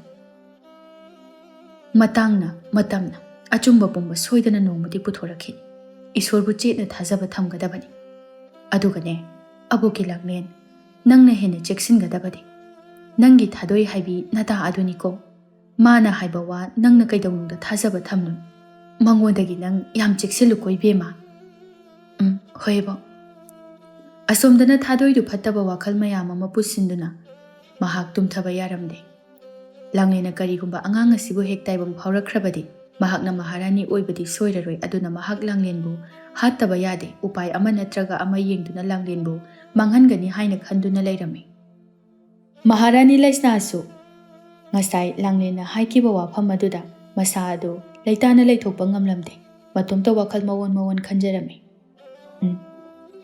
ꯉꯁꯥꯏ ꯂꯥꯡꯂꯦꯟꯅ ꯍꯥꯏꯈꯤꯕ ꯋꯥꯗꯣ ꯑꯗꯨꯃꯥꯏꯅ ꯍꯦꯛꯇꯃꯛ ꯃꯥꯅ ꯇꯔꯥꯏꯅ ꯍꯥꯏꯕ ꯉꯝꯒꯗꯕ ꯋꯥꯐꯝ ꯑꯃꯗꯤ ꯅꯠꯇꯦ ꯂꯩꯕꯥꯛ ꯅꯤꯡꯊꯧ ꯑꯃꯗꯕꯨ ꯑꯗꯨꯝꯅ ꯍꯦꯛꯇ ꯍꯥꯏꯕ ꯌꯥꯕ꯭ꯔꯥ ꯑꯗꯨꯒ ꯑꯃꯨꯛ ꯏꯅꯤꯡꯊꯧꯅꯗꯤ ꯃꯍꯥꯛꯅ ꯀꯔꯤꯁꯨ ꯈꯪꯗꯕꯒꯨꯝ ꯇꯧꯔꯤ ꯃꯗꯨ ꯄꯨꯝꯅꯃꯛ ꯑꯩꯅ ꯃꯉꯣꯟꯗ ꯊꯥꯈꯤꯕ ꯄꯣꯠꯁꯦꯝ ꯑꯗꯨꯅ ꯑꯣꯏꯍꯜꯂꯤꯕ꯭ꯔꯥ ꯅꯠꯇ꯭ꯔꯒ ꯅꯤꯡꯊꯧ ꯃꯍꯥꯛ ꯃꯁꯥꯅ ꯈꯪꯅ ꯈꯪꯁꯤꯟꯅꯗ꯭ꯔꯤꯕꯔꯥ ꯑꯩ ꯑꯁꯦꯡꯕ ꯑꯆꯨꯝꯕꯗꯨꯃꯗꯤ ꯈꯪꯗꯣꯛꯇꯕ ꯌꯥꯗꯦ ꯀꯔꯤꯒꯨꯝꯕ ꯋꯥꯐꯝ ꯑꯗꯨꯅ ꯑꯆꯨꯝꯕ ꯑꯣꯏꯔꯝꯂꯕꯗꯤ ꯂꯥꯡꯂꯦꯟꯅ ꯑꯉꯥꯡ ꯑꯗꯨ ꯄꯣꯛꯄ ꯁꯨꯛꯌꯥ ꯌꯥꯔꯣꯏ ꯑꯉꯥꯡ ꯑꯗꯨꯃꯗꯤ ꯍꯦꯛ ꯄꯣꯛꯈꯤꯕꯗ ꯑꯩꯁꯦ ꯑꯉꯥꯎꯕꯤ ꯍꯥꯏꯕꯗꯨ ꯑꯣꯏꯒꯗꯧꯔꯤꯕꯅꯤ ꯌꯥꯔꯣꯏ ꯃꯍꯥꯔꯥꯅꯤ ꯂꯩꯁꯅꯥ ꯑꯩꯕꯨ ꯑꯉꯥꯎꯕꯤ ꯍꯥꯏꯕ ꯃꯤꯡꯊꯣꯜ ꯑꯗꯣ ꯑꯣꯏꯕ ꯌꯥꯔꯣꯏ ꯃꯗꯨ ꯑꯣꯏꯊꯣꯛꯄ ꯌꯥꯔꯣꯏ ꯑꯗꯨꯗꯤ ꯑꯩ ꯍꯌꯦꯡꯃꯛ ꯑꯃꯥꯏꯕꯤ ꯇꯝꯄꯥꯛꯀꯤ ꯃꯅꯥꯛꯇ ꯆꯠꯇꯨꯅ ꯑꯁꯦꯡꯕ ꯋꯥꯔꯣꯜ ꯄꯨꯝꯕ ꯈꯪꯗꯣꯛꯂꯨꯔꯒꯦ ꯑꯗꯨꯒ ꯍꯧꯖꯤꯛ ꯏꯅꯤꯡꯊꯧꯒꯤ ꯃꯑꯣꯡ ꯃꯇꯧ ꯑꯗꯣ ꯑꯩ ꯍꯥꯟꯅ ꯑꯃꯨꯛꯇ ꯌꯦꯡꯊꯣꯛꯂꯨꯒꯦ ꯉꯁꯤꯁꯦ ꯑꯩꯅ ꯏꯅꯤꯡꯊꯧꯒꯤ ꯁꯦꯕꯥ ꯇꯧꯒꯗꯕ ꯅꯨꯃꯤꯠ ꯇꯥꯕꯅꯤ ꯐꯔꯦ ꯑꯗꯨꯗꯤ ꯃꯥꯒꯤ ꯃꯅꯥꯛꯇ ꯆꯪꯂꯒꯦ ꯑꯁꯤ ꯈꯟꯗꯨꯅ ꯅꯤꯡꯊꯧꯒꯤ ꯀꯥꯗ ꯆꯪꯂꯛꯂꯝꯃꯤ ꯅꯤꯡꯊꯧ ꯄꯣꯏꯔꯩꯗꯨ ꯀꯔꯤꯒꯨꯝꯕ ꯋꯥꯈꯜ ꯑꯃꯗ ꯂꯩꯇꯥꯗꯅ ꯂꯩꯔꯝꯕ ꯑꯗꯨꯗ ꯃꯍꯥꯔꯥꯅꯤ ꯂꯩꯁꯅꯥꯅ ꯎꯔꯦ ꯃꯇꯧ ꯑꯗꯨꯗ ꯂꯩꯁꯅꯥꯅ ꯇꯞꯅ ꯍꯪꯂꯛꯏ ꯏꯅꯤꯡꯊꯧ ꯀꯔꯤ ꯇꯧꯔꯕꯒꯦ ꯑꯗꯨꯛ ꯌꯥꯝꯅ ꯂꯩꯇꯥꯗꯅ ꯂꯩꯕꯤꯔꯤꯕꯗꯨꯕꯣ ꯅꯅꯥꯏ ꯅꯨꯄꯤ ꯑꯩ ꯂꯩꯖꯔꯤꯕꯁꯤꯗꯤ ꯏꯅꯤꯡꯊꯧꯅ ꯅꯨꯡꯉꯥꯏꯇꯕ ꯋꯥꯈꯜ ꯋꯥꯔꯤꯕ ꯃꯌꯥꯝ ꯑꯗꯣ ꯃꯔꯝꯗꯣ ꯑꯩꯉꯣꯟꯗ ꯑꯝꯇ ꯍꯥꯏꯕꯤꯌꯨ ꯏꯅꯤꯡꯊꯧꯒꯤꯗꯨꯕꯨ ꯁꯥꯏ ꯀꯩꯁꯨ ꯂꯩꯇ꯭ꯔꯕꯤ ꯃꯤꯅꯥꯏ ꯅꯨꯄꯤ ꯂꯥꯡꯂꯦꯟꯅ ꯍꯥꯏꯈꯤꯕ ꯋꯥꯐꯝ ꯑꯗꯨꯒꯤ ꯑꯣꯏꯕꯤꯔꯕ꯭ꯔꯥ ꯃꯗꯨꯒꯤ ꯑꯣꯏꯔꯕꯗꯤ ꯀꯔꯤꯁꯨ ꯈꯟꯕꯤꯒꯅꯨ ꯑꯩꯅ ꯏꯅꯤꯡꯊꯧꯕꯨ ꯌꯥꯝꯅ ꯊꯥꯖꯩ ꯏꯅꯤꯡꯊꯧꯅ ꯑꯗꯨꯒꯨꯝꯕ ꯊꯕꯛ ꯑꯗꯣ ꯀꯩꯗꯧꯅꯨꯡꯗ ꯇꯧꯔꯣꯏ ꯍꯥꯏꯕ ꯑꯩ ꯈꯪꯏ ꯂꯩꯁꯅꯥ ꯅꯪꯅ ꯍꯥꯏꯔꯤꯕꯗꯣ ꯑꯆꯨꯝꯕꯅꯤ ꯑꯩꯅ ꯂꯥꯡꯂꯦꯟꯒꯤ ꯃꯐꯝꯗ ꯐꯠꯇꯕ ꯊꯕꯛ ꯑꯗꯨ ꯇꯧꯈꯤꯕ ꯂꯩꯇꯦ ꯑꯗꯨꯅꯅꯦ ꯑꯩꯅ ꯍꯌꯦꯡ ꯀꯣꯅꯨꯡꯒꯤ ꯊꯧꯒꯜ ꯇꯧꯔꯤꯕꯤ ꯑꯃꯥꯏꯕꯤ ꯇꯝꯄꯥꯛ ꯑꯗꯨ ꯀꯧꯔꯒꯦ ꯍꯌꯦꯡ ꯃꯥꯕꯨ ꯀꯧꯔꯒ ꯂꯩꯕꯥꯛ ꯃꯤꯌꯥꯝ ꯃꯃꯥꯡꯗ ꯑꯆꯨꯝꯕ ꯋꯥꯐꯝ ꯑꯗꯣ ꯈꯟꯍꯟꯒꯦ ꯍꯥꯏꯅ ꯈꯜꯂꯤꯕꯅꯤ ꯀꯔꯤꯅꯣꯅꯦ ꯍꯥꯏꯕꯤꯔꯤꯕꯗꯨꯕꯨ ꯏꯅꯤꯡꯊꯧ ꯀꯗꯥꯏꯗꯒꯤ ꯋꯥꯈꯜꯅ ꯑꯃꯥꯏꯕꯤ ꯇꯝꯄꯥꯛꯄꯨ ꯀꯧꯒꯦ ꯍꯥꯏꯅ ꯈꯟꯕꯤꯔꯛꯂꯤꯕꯅꯣ ꯑꯗꯨꯝꯅ ꯍꯦꯛ ꯇꯧꯔꯕꯗꯤ ꯂꯩꯕꯥꯛ ꯃꯤꯌꯥꯝꯁꯤꯅ ꯏꯅꯤꯡꯊꯧꯕꯨ ꯀꯔꯤꯅꯤ ꯍꯥꯏꯅꯈꯤꯅꯤ ꯆꯨꯝꯅ ꯑꯗꯨꯃꯛ ꯂꯥꯟꯅ ꯎꯈ꯭ꯔꯒꯅꯤ ꯃꯁꯥꯒꯤ ꯃꯔꯥꯜ ꯀꯨꯞꯁꯤꯟꯅꯕ ꯃꯥꯒꯤ ꯀꯣꯅꯨꯡꯗ ꯊꯕꯛ ꯇꯧꯕꯤ ꯑꯃꯥꯏꯕꯤ ꯑꯗꯨꯕꯨ ꯀꯧꯔꯒ ꯋꯥꯌꯦꯜꯍꯜꯂꯤ ꯍꯥꯏꯅ ꯏꯅꯤꯡꯊꯧꯕꯨ ꯊꯤꯅ ꯉꯥꯡꯅꯒꯅꯤ ꯑꯗꯨꯅ ꯏꯅꯤꯡꯊꯧ ꯊꯕꯛ ꯑꯗꯣ ꯏꯅꯤꯡꯊꯧꯗꯤ ꯇꯧꯗꯦ ꯍꯥꯏꯅ ꯍꯥꯏꯈ꯭ꯔꯕꯅꯤꯅ ꯂꯣꯏꯔꯦ ꯋꯥꯗꯣ ꯑꯗꯥꯏꯗ ꯑꯗꯨꯝ ꯇꯦꯟꯁꯤꯟꯕꯤꯔꯣ ꯑꯗꯨꯅ ꯏꯅꯤꯡꯊꯧꯒꯤ ꯌꯥꯝꯅ ꯑꯐꯕ ꯑꯣꯏꯔꯅꯤ ꯍꯥꯏꯅ ꯈꯟꯖꯩ ꯏꯅꯤꯡꯊꯧꯁꯨ ꯑꯩꯅ ꯍꯥꯏꯖꯔꯤꯕꯁꯦ ꯑꯃꯨꯛꯇ ꯈꯟꯗꯨꯅ ꯌꯦꯡꯕꯤꯌꯨ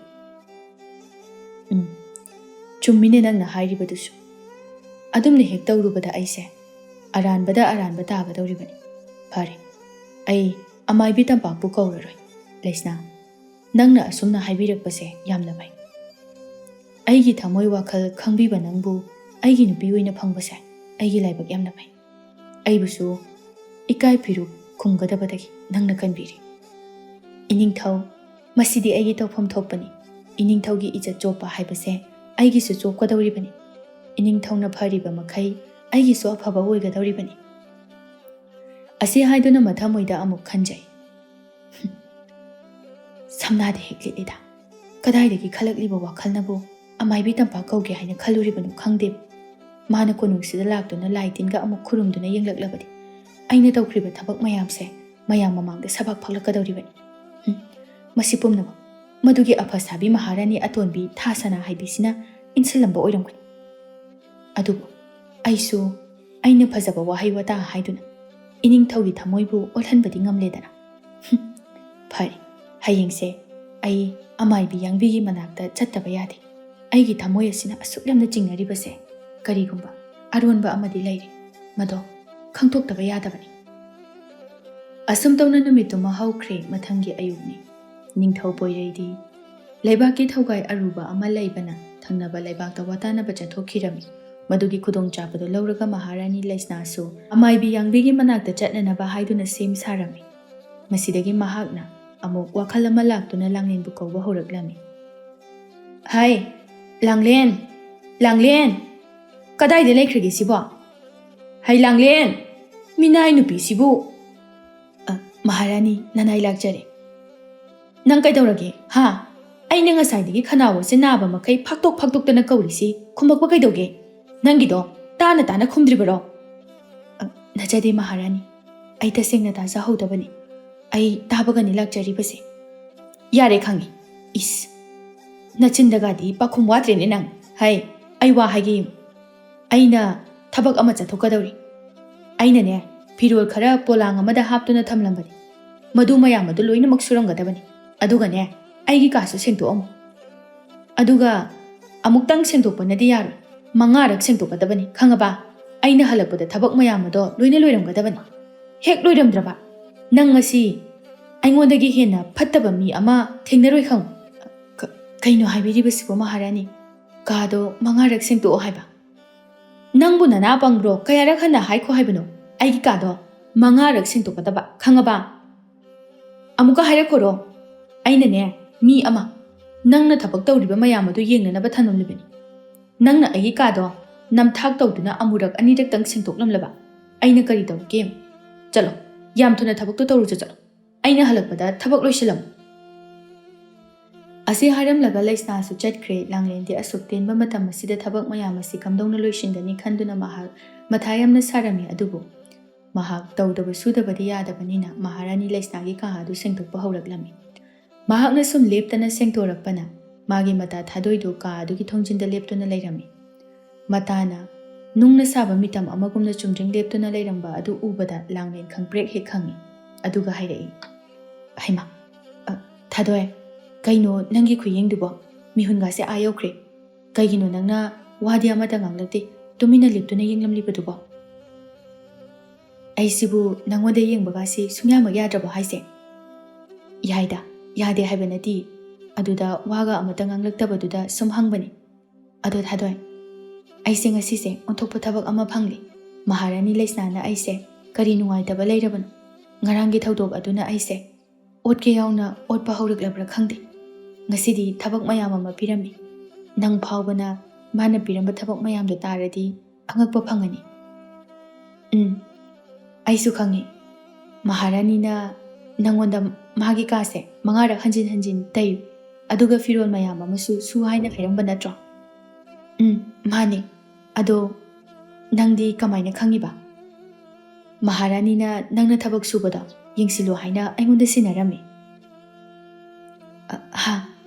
ꯅꯪꯉꯣꯟꯗ ꯌꯦꯡꯉꯣ ꯍꯥꯏꯔꯝꯃꯦ ꯍꯥꯏꯕ ꯑꯁ ꯑꯗꯨꯗꯤ ꯑꯩꯁꯦ ꯂꯥꯏꯕꯛ ꯀꯌꯥꯗ ꯐꯔꯦꯗ ꯑꯁꯨꯛ ꯌꯥꯝꯅ ꯆꯥꯎꯕ ꯀꯥꯁꯦ 5ꯔꯛ ꯇꯩꯔꯤꯉꯩ ꯃꯍꯥꯔꯥꯅꯤ ꯂꯩꯁꯅꯥ ꯍꯜꯂꯛꯄꯅ ꯁꯣꯏꯗꯅ ꯍꯥꯜꯂꯅꯤ ꯑꯗꯨꯅ ꯅꯪꯗꯤ ꯑꯩꯒꯤ ꯃꯔꯨꯞꯅꯤꯅ ꯀꯥꯁꯦ ꯑꯩ 2ꯔꯛꯇꯪ ꯇꯩꯔꯒꯦ ꯑꯗꯨꯒ ꯅꯪꯅ ꯍꯣꯔꯦꯟ 5ꯔꯛ ꯇꯩ ꯍꯥꯏꯅ ꯑꯗꯨꯝ ꯈꯨꯝꯕꯤꯕ ꯌꯥꯒꯗꯕ ꯅꯠꯇ꯭ꯔꯣ ꯊꯥꯗꯣꯏ ꯀꯔꯤꯒꯤ ꯌꯥꯔꯣꯏꯗꯣꯏꯅꯣ 2ꯔꯛꯇ ꯅꯠꯇꯦ ꯑꯃꯨꯔꯛ ꯈꯛꯇꯪ ꯇꯩꯔꯒ ꯇꯣꯛ ꯅꯪꯗꯤ ꯅꯁꯥꯁꯨ ꯋꯥꯏ ꯁꯪꯗ꯭ꯔꯤꯕꯅꯤ ꯑꯩ ꯂꯩꯔꯤꯁꯤꯗꯤ ꯑꯩꯅ ꯉꯝꯅꯅꯕ ꯈꯨꯝꯒꯦꯁꯦ ꯑꯗꯣ Nangi thabak-singse aisu khara tawbige haibabu atai thabak suribi nupising asina ukhraga horen Maharani da amuk haikini haina tawbani.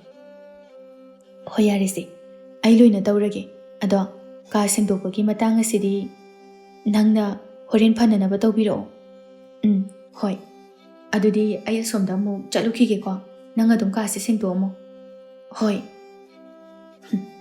pangire singire khangdi asinu pise aibu mana hauju phawba magi asengba marupni haina adum khanduna leine nang horendi nungairani do aina kari tawraki yengobana asomdana Maharani Laisna do amaibi yangbigi manakta thonglare yangbina mabu ubada hairai Maharani changao kari leire nangbo ubada karigumba kharadi thoklabagum aina khali kari tawraki nangbo ima amaibi nangna hairibado yamna chung thokhaningdaba thaudok mayam ama thokli ngarang aigi konungda thabak subi Minai Nupi amana magi pibuknungda mitamliba macha ado iningthaugi machani haina hairare adubu iningthauna maga Minai Nupi aduga mari kari sulainade haina hairi madu pumnamak ado aina iningthauna tawkhiba posem adugi mayaina oiribra natraga mana khangna khangsinadaba saribra haibasu khangdre aduna wafam asigi matangda aina jingnaba khara leibana ima amaibigi manakta asengba achungba wafam adu matang khangge haiduna laklibani phare ai karigumba khara yenge ko adudi asi haiduna mahake mitrangi mingsel adu laiwa khara soli aduga amuk Maharani Laisna da haigai sese mingsel asida amuktang yengusi Laisna na yengluba matamda ningthau poire amadi langlen makhoi ani mari leinakibagi thaudok pomba mingsel adudagi mahakna loina uba phanglami mataw aduna sawbuna mai horaba Laisna na hairai ima amaibi masi oithokpa yaroi karigumba mana angang adugu boklabadi aise angawbi haibadu soidana oirani karino pambai amata yengbi angang asibu taibang phaurakdringai manghankinanaba maduna trabadi mama macha anima punna hatokrabasu aidi ai pambai budi karigi leitani ai haigisi aina karigumba posak amabu pige madugi posak ado nupi macha adugi chananabada ahumlak yansinduna pizau aduga chananaba aduma matomta pizagadabani adumna tawrabadi magi taibang phauraktriba angang ado soidana mangkhragani madu natragana nupi macha adugi masam khara lona kaktuna nangna aigi nakta puro aduga loina mana senaba phanek amasu purakadabani phanek ado aina karino thabak khara tawraga nangna amuk puduna phanek ado nupi macha aduda suksoi soidana sethangadabani adumna tawrabadi masu aduga angang adusu punna mangladabani adudi phare ima amaibi ahanbagi thabak ado hanna pangthoklaga yenglage aduga oidrabadi ani subagi thabak ado adu amuk tawrase karino oidrabadi haibabo aina tawriba thabak ase oirui wathi waremni siro nangna hairibadu ba haima adugi wado nati ima amaibi nangbo aina haibadine soi ngamdana oihaudrabadi haibani ima amaibina soirabadi haibanati aina soiradi haibani o adubu oirabadi phaidana adudi seldo hana piro khara yam halu handakti ko thabakse machanati hoida aise Maharani Laisnani ima maibina pamliba adumak pige potuda hana puthok piro sese masida leire cheksina puko potse loirabani atai leitre ahumlak tang yansilu adum yaradabani Laisna su hoi haiduna sel khara piramlaga pot adubu puduna lagle Laisna chatna amuk matomta khanjai as aina tawgadawriba sibu oigadawribra aina de mangonda thina di tawduna ta leiban aduna ikhang khanghodana minungsi uttuna chana thaknana baga pirurabasu mana kaisu chabiru aibu chingna khigadawribani adudi ai kanada thabakse pangthokhangen maga yamna luna loinaba mi amadi thidaba yaroidoni adudi thadoida tawhanba taban makhoi anidi yamna luna tinajabani thabakse thadoina tawbiyu haiba sukya yarakna adudi ai amuktang di haiduna yengi hera Maharani aina haibadabu Masu yada lakta ngamloina. Ai toki. Aise Laisnanine Laisna. Mahakna konung yaurakpaga Langlen bu hana koithi thiba haurai. Langlen su ngasai. Mana sunanaba haiduna piramba firol mayamdu suba loiduna chamge haina taurakpa tanjani. Laisnana hekta aroibida ngangthaba haurai. Hai, Minai Nupi. Nangdi haujik phauba aina ngasaidagi sinaramba thabak ase tauba loidriba wa oire. Aina nangoda kari hairami. Ha, kari hairamge. Aina halakpada thabak mayamsi loina loisilamu haiba natro. Nangna tauribase aibu usitriba haibaduni ne ha. Nachade Maharani. Aisu thabak mayamse atenba matamsida ngamnanaba haiduna sujabani. Kari suriba. Ha, kari bu surageba. Sudabagi natro. Thabak ase loiramdribase. Nangna hairise pakhum wataba. Aigi sinthakta khumba dugane naram chatludabaduni nangna hairibadu. Hai, Piron singse phat phat chamthoklaga phaudo ucho. Aina kado amuk yengukhige. Aina kagi machi amatang hek motana leiba uraba. Nang ngasidine hingdre haina khalu ibima. Asumna Laisnana magi kada changduna thadoibu kaurei. Thadoisu tapna changlai Laisnana. Hai, thadoi. Langlena aigi kasi kayarak singtokhi. Nakhoi anise yamna luna tine haiba ai chap chana khang. Nangna ne karigumba magi michanga changduna aingonda oida padaba haizilaklabadi nangsu kaya mathong charoi. Maharani ai asengbodo haizage. Ai Maharani de oida bangangjaroi. Ai di oida bangangbusu kaya hainazade. Maharani Langlena Maharani gi kase amura khaktamak singtokhibani. Aduga aingonda mangarak singtoi haina khummo haina haibirami. Kari magumbe Minai Nupi amana asuk yamna usit thawoidaba. Aina haiba ngangba waga laudadana aingonda namthak tawjaba sai phai khangnidana ngasidi. Kumhai nungai dore Langlen haibi nangne ngasigi numit asida siruhi. Nangna sikrabadi ai wai ama pungsang hek sangani. Laisna yamna sauna prap thoraklaka Langlen bu mamaida khopakna thai aduga hairai. Khangbra Minai Nupi. Nang aise karini haina khanbage ha. Aina haiba ngangba wa iwa laudabaga sarada. Haikreda ko oida padaba ngangbadi. Nangonda aina aigi kasi mangarak singto amu hairamba natro. Aduga nangna aina khanglaroi uraroi haina amurak singtoklaga tokpa natro. Maharani aina haiba wada nangna adug yamna usittaba. Phai nang aina hauji kari tawba ngambage haibadu yeng. Hai, nakhoi kana lei. Masigi Minai Nupi lamja sara. Mama mapa leitabi ase ngasigi numita mathibunga amata pizaba yara. Chara helangadabani. Langlen swai lawi mathamoida tumina khanjai. Asa karam tawni sidi. Aina Maharani gi kado amuktang singtoi haibase. Manadi karamna khanglibanu. Thadoina asengba achumba pumba haidokraba zala. Aina khalisiba. Aigi wakana lanba oigani. Thadoina kaidawnungda haidoklamla. Madi aigi asengba maruk. Ataya topa mina haiba soidana oigani. Maharani aidi kado mangarak adum singtok charambani. Kanana amurak singtoi haina haibiribanu. Kaya ada machin thiriba Minai Nupi nu nese. Aina khanglaba maktada oida pada ngangnaga leine. Hai, lao nang lao sida. Asi haiduna Langleni masa sagandu paidana laktana chingdaga kunungi mapanda puthorei. Aduga lanmi amada mu onsenduna hairai. Hai, nangne masigi mathong manam khangdabi Minai Nupi se managana sida lichayeduna yangkhairakphu manam ase tatlaba matamda aigi thamoy ase peladabani. Kari yengdana lairibano hauro phuba hauro habane.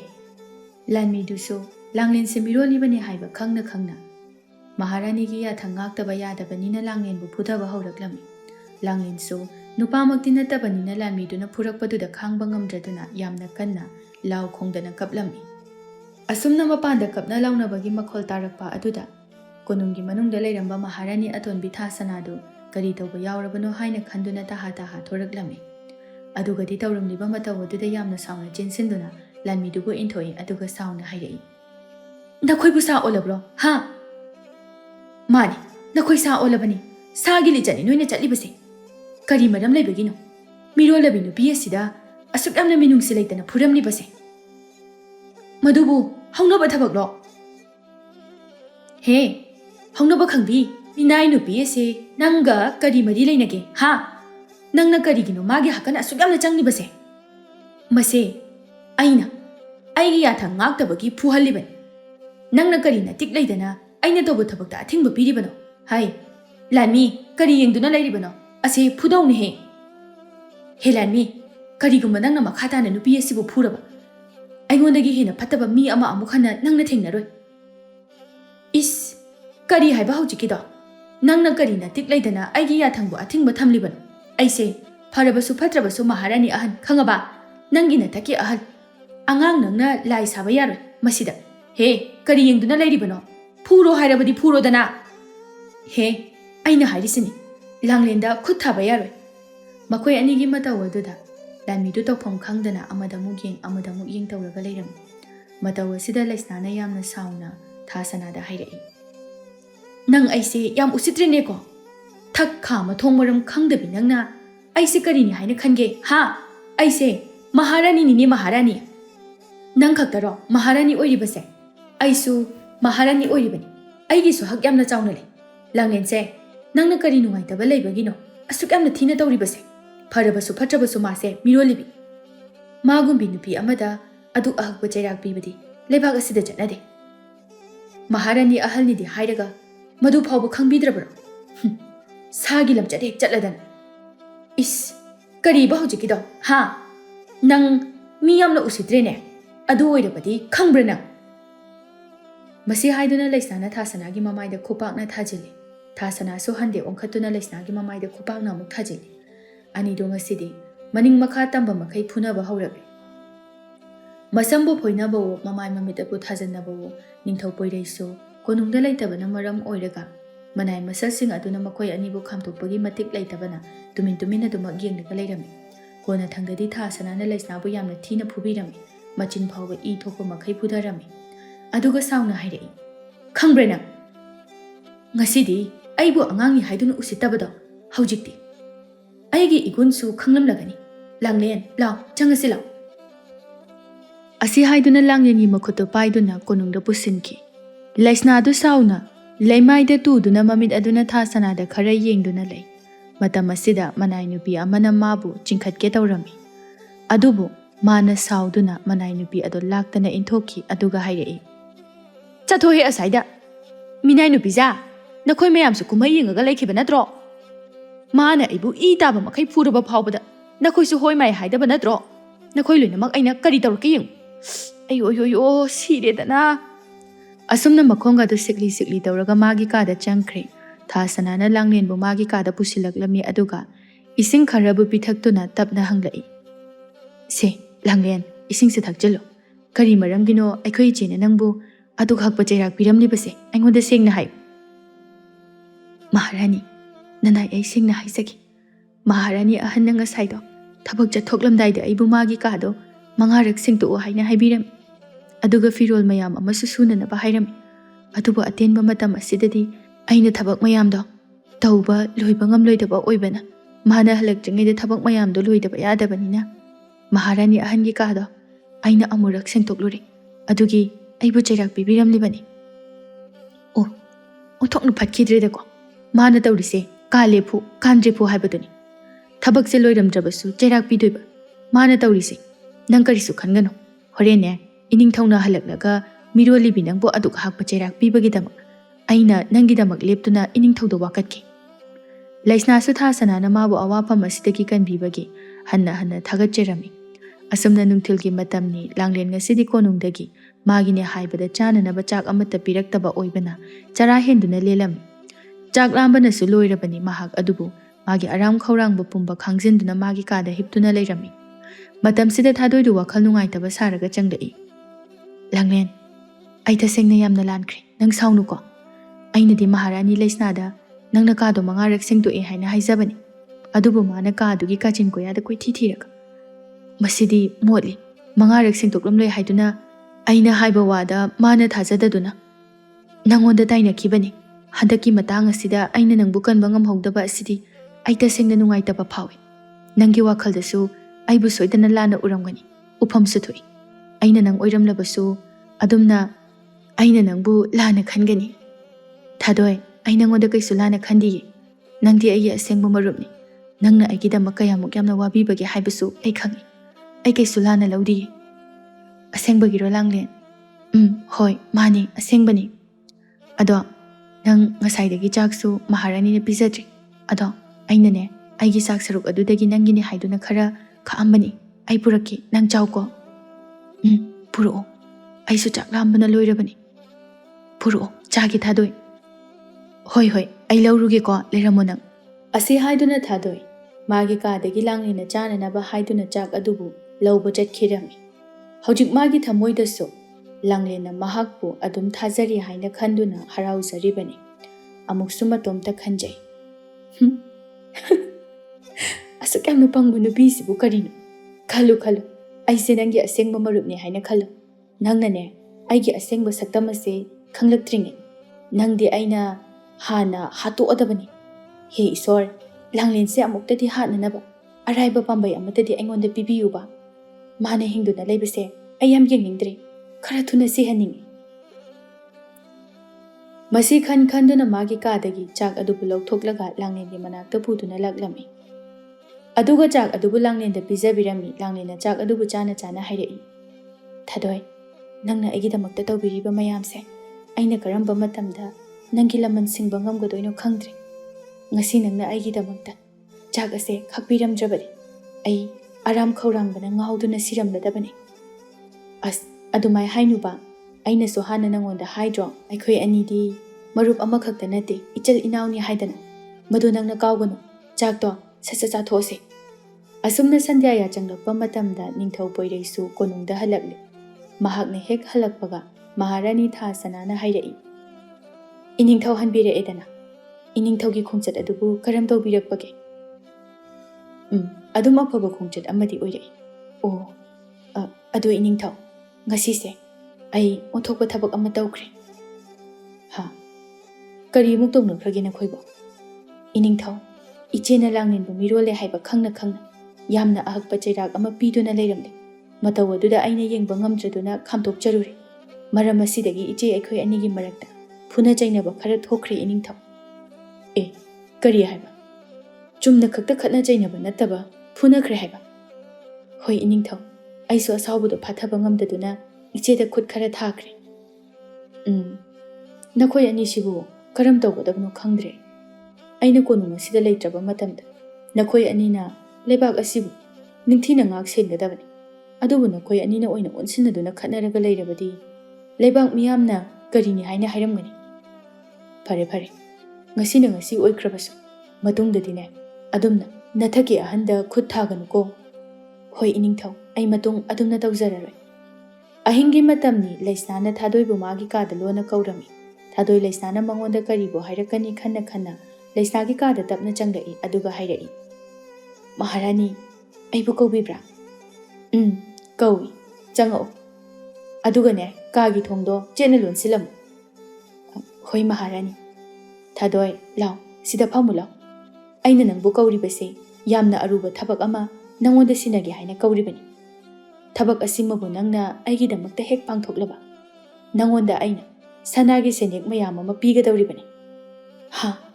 ꯁꯅꯥꯒꯤ ꯁꯦꯟꯌꯦꯛ ꯍꯥꯏꯕ ꯑꯗꯨꯗꯤ ꯑꯩꯅ ꯑꯃꯨꯛꯇ ꯐꯥꯎꯕ ꯎꯗ꯭ꯔꯤꯕ ꯁꯤꯟꯐꯝ ꯑꯃ ꯑꯣꯏꯔꯅꯤ ꯍꯥꯏꯕꯤꯌꯨ ꯃꯍꯥꯔꯥꯅꯤ ꯑꯩꯕꯨ ꯀꯔꯤ ꯇꯧꯖꯧ ꯍꯥꯏꯕꯅꯣ ꯑꯩ ꯉꯝꯒꯅꯤ ꯑꯩ ꯇꯧꯖꯒꯦ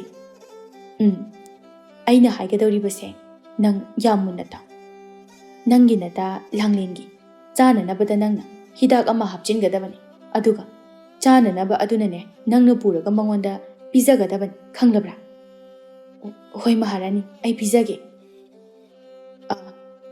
ꯑꯩꯅ ꯈꯜꯂꯨꯕꯅ ꯅꯪꯅ ꯋꯥꯐꯝ ꯑꯁꯦ ꯌꯥꯔꯛꯂꯣꯏ ꯍꯥꯏꯅ ꯈꯜꯂꯨꯕꯅꯤ ꯑꯗꯨꯒꯗꯤ ꯅꯪꯗꯤ ꯍꯔꯥꯎꯅꯒ ꯌꯥꯔꯛꯏ ꯅꯈꯣꯏ ꯑꯅꯤꯕꯨ ꯌꯥꯝꯅ ꯂꯨꯅ ꯇꯤꯟꯅꯕꯗꯥꯏꯅꯦ ꯃꯍꯥꯔꯥꯅꯤ ꯇꯤꯟꯅꯩ ꯑꯗꯨꯕꯨ ꯑꯩꯅ ꯇꯧꯁꯤꯟꯅꯕꯅꯤ ꯃꯥꯅꯗꯤ ꯑꯩꯁꯦ ꯌꯥꯝꯅ ꯂꯨꯅ ꯈꯟꯖꯕꯅꯤ ꯑꯗꯨꯕꯨ ꯑꯩꯅꯗꯤ ꯃꯋꯥ ꯂꯧꯕꯤꯗꯦꯗ ꯌꯥꯝ ꯐꯔꯦ ꯑꯗꯨꯗꯤ ꯁꯦ ꯍꯤꯗꯥꯛꯁꯦ ꯄꯥꯏꯁꯤꯜꯂꯨ ꯌꯥꯝꯅ ꯆꯦꯛꯁꯤꯟꯅ ꯊꯝꯃꯨ ꯑꯗꯨꯒꯅꯦ ꯍꯌꯦꯡꯁꯦ ꯑꯩꯅ ꯀꯣꯅꯨꯡꯒꯤ ꯆꯥꯛ ꯊꯣꯡꯕꯤ ꯅꯨꯄꯤꯗꯨꯗ ꯅꯈꯣꯏ ꯃꯌꯥꯝꯒꯤ ꯆꯥꯛ ꯑꯗꯣ ꯊꯣꯡꯂꯅꯨ ꯍꯥꯏꯅ ꯍꯥꯏꯔꯒꯦ ꯍꯌꯦꯡꯒꯤ ꯅꯨꯃꯤꯠ ꯑꯁꯤꯃꯗꯤ ꯃꯥꯒꯤ ꯑꯔꯩꯕ ꯆꯦꯡ ꯆꯥꯛ ꯄꯨꯊꯣꯛꯅꯗꯨꯅ ꯃꯁꯥꯒꯤ ꯆꯥꯅꯅꯕ ꯆꯥꯛꯇꯨ ꯊꯣꯡꯅꯖꯔꯣ ꯍꯥꯏꯅ ꯍꯥꯏꯔꯒꯦ ꯑꯗꯨꯝꯅ ꯇꯧꯔꯕꯗꯤ ꯊꯕꯛ ꯑꯁꯦ ꯅꯪꯅ ꯄꯥꯡꯊꯣꯛꯄꯗ ꯈꯔꯗꯤ ꯂꯥꯏꯅ ꯊꯣꯛꯂꯅꯤ.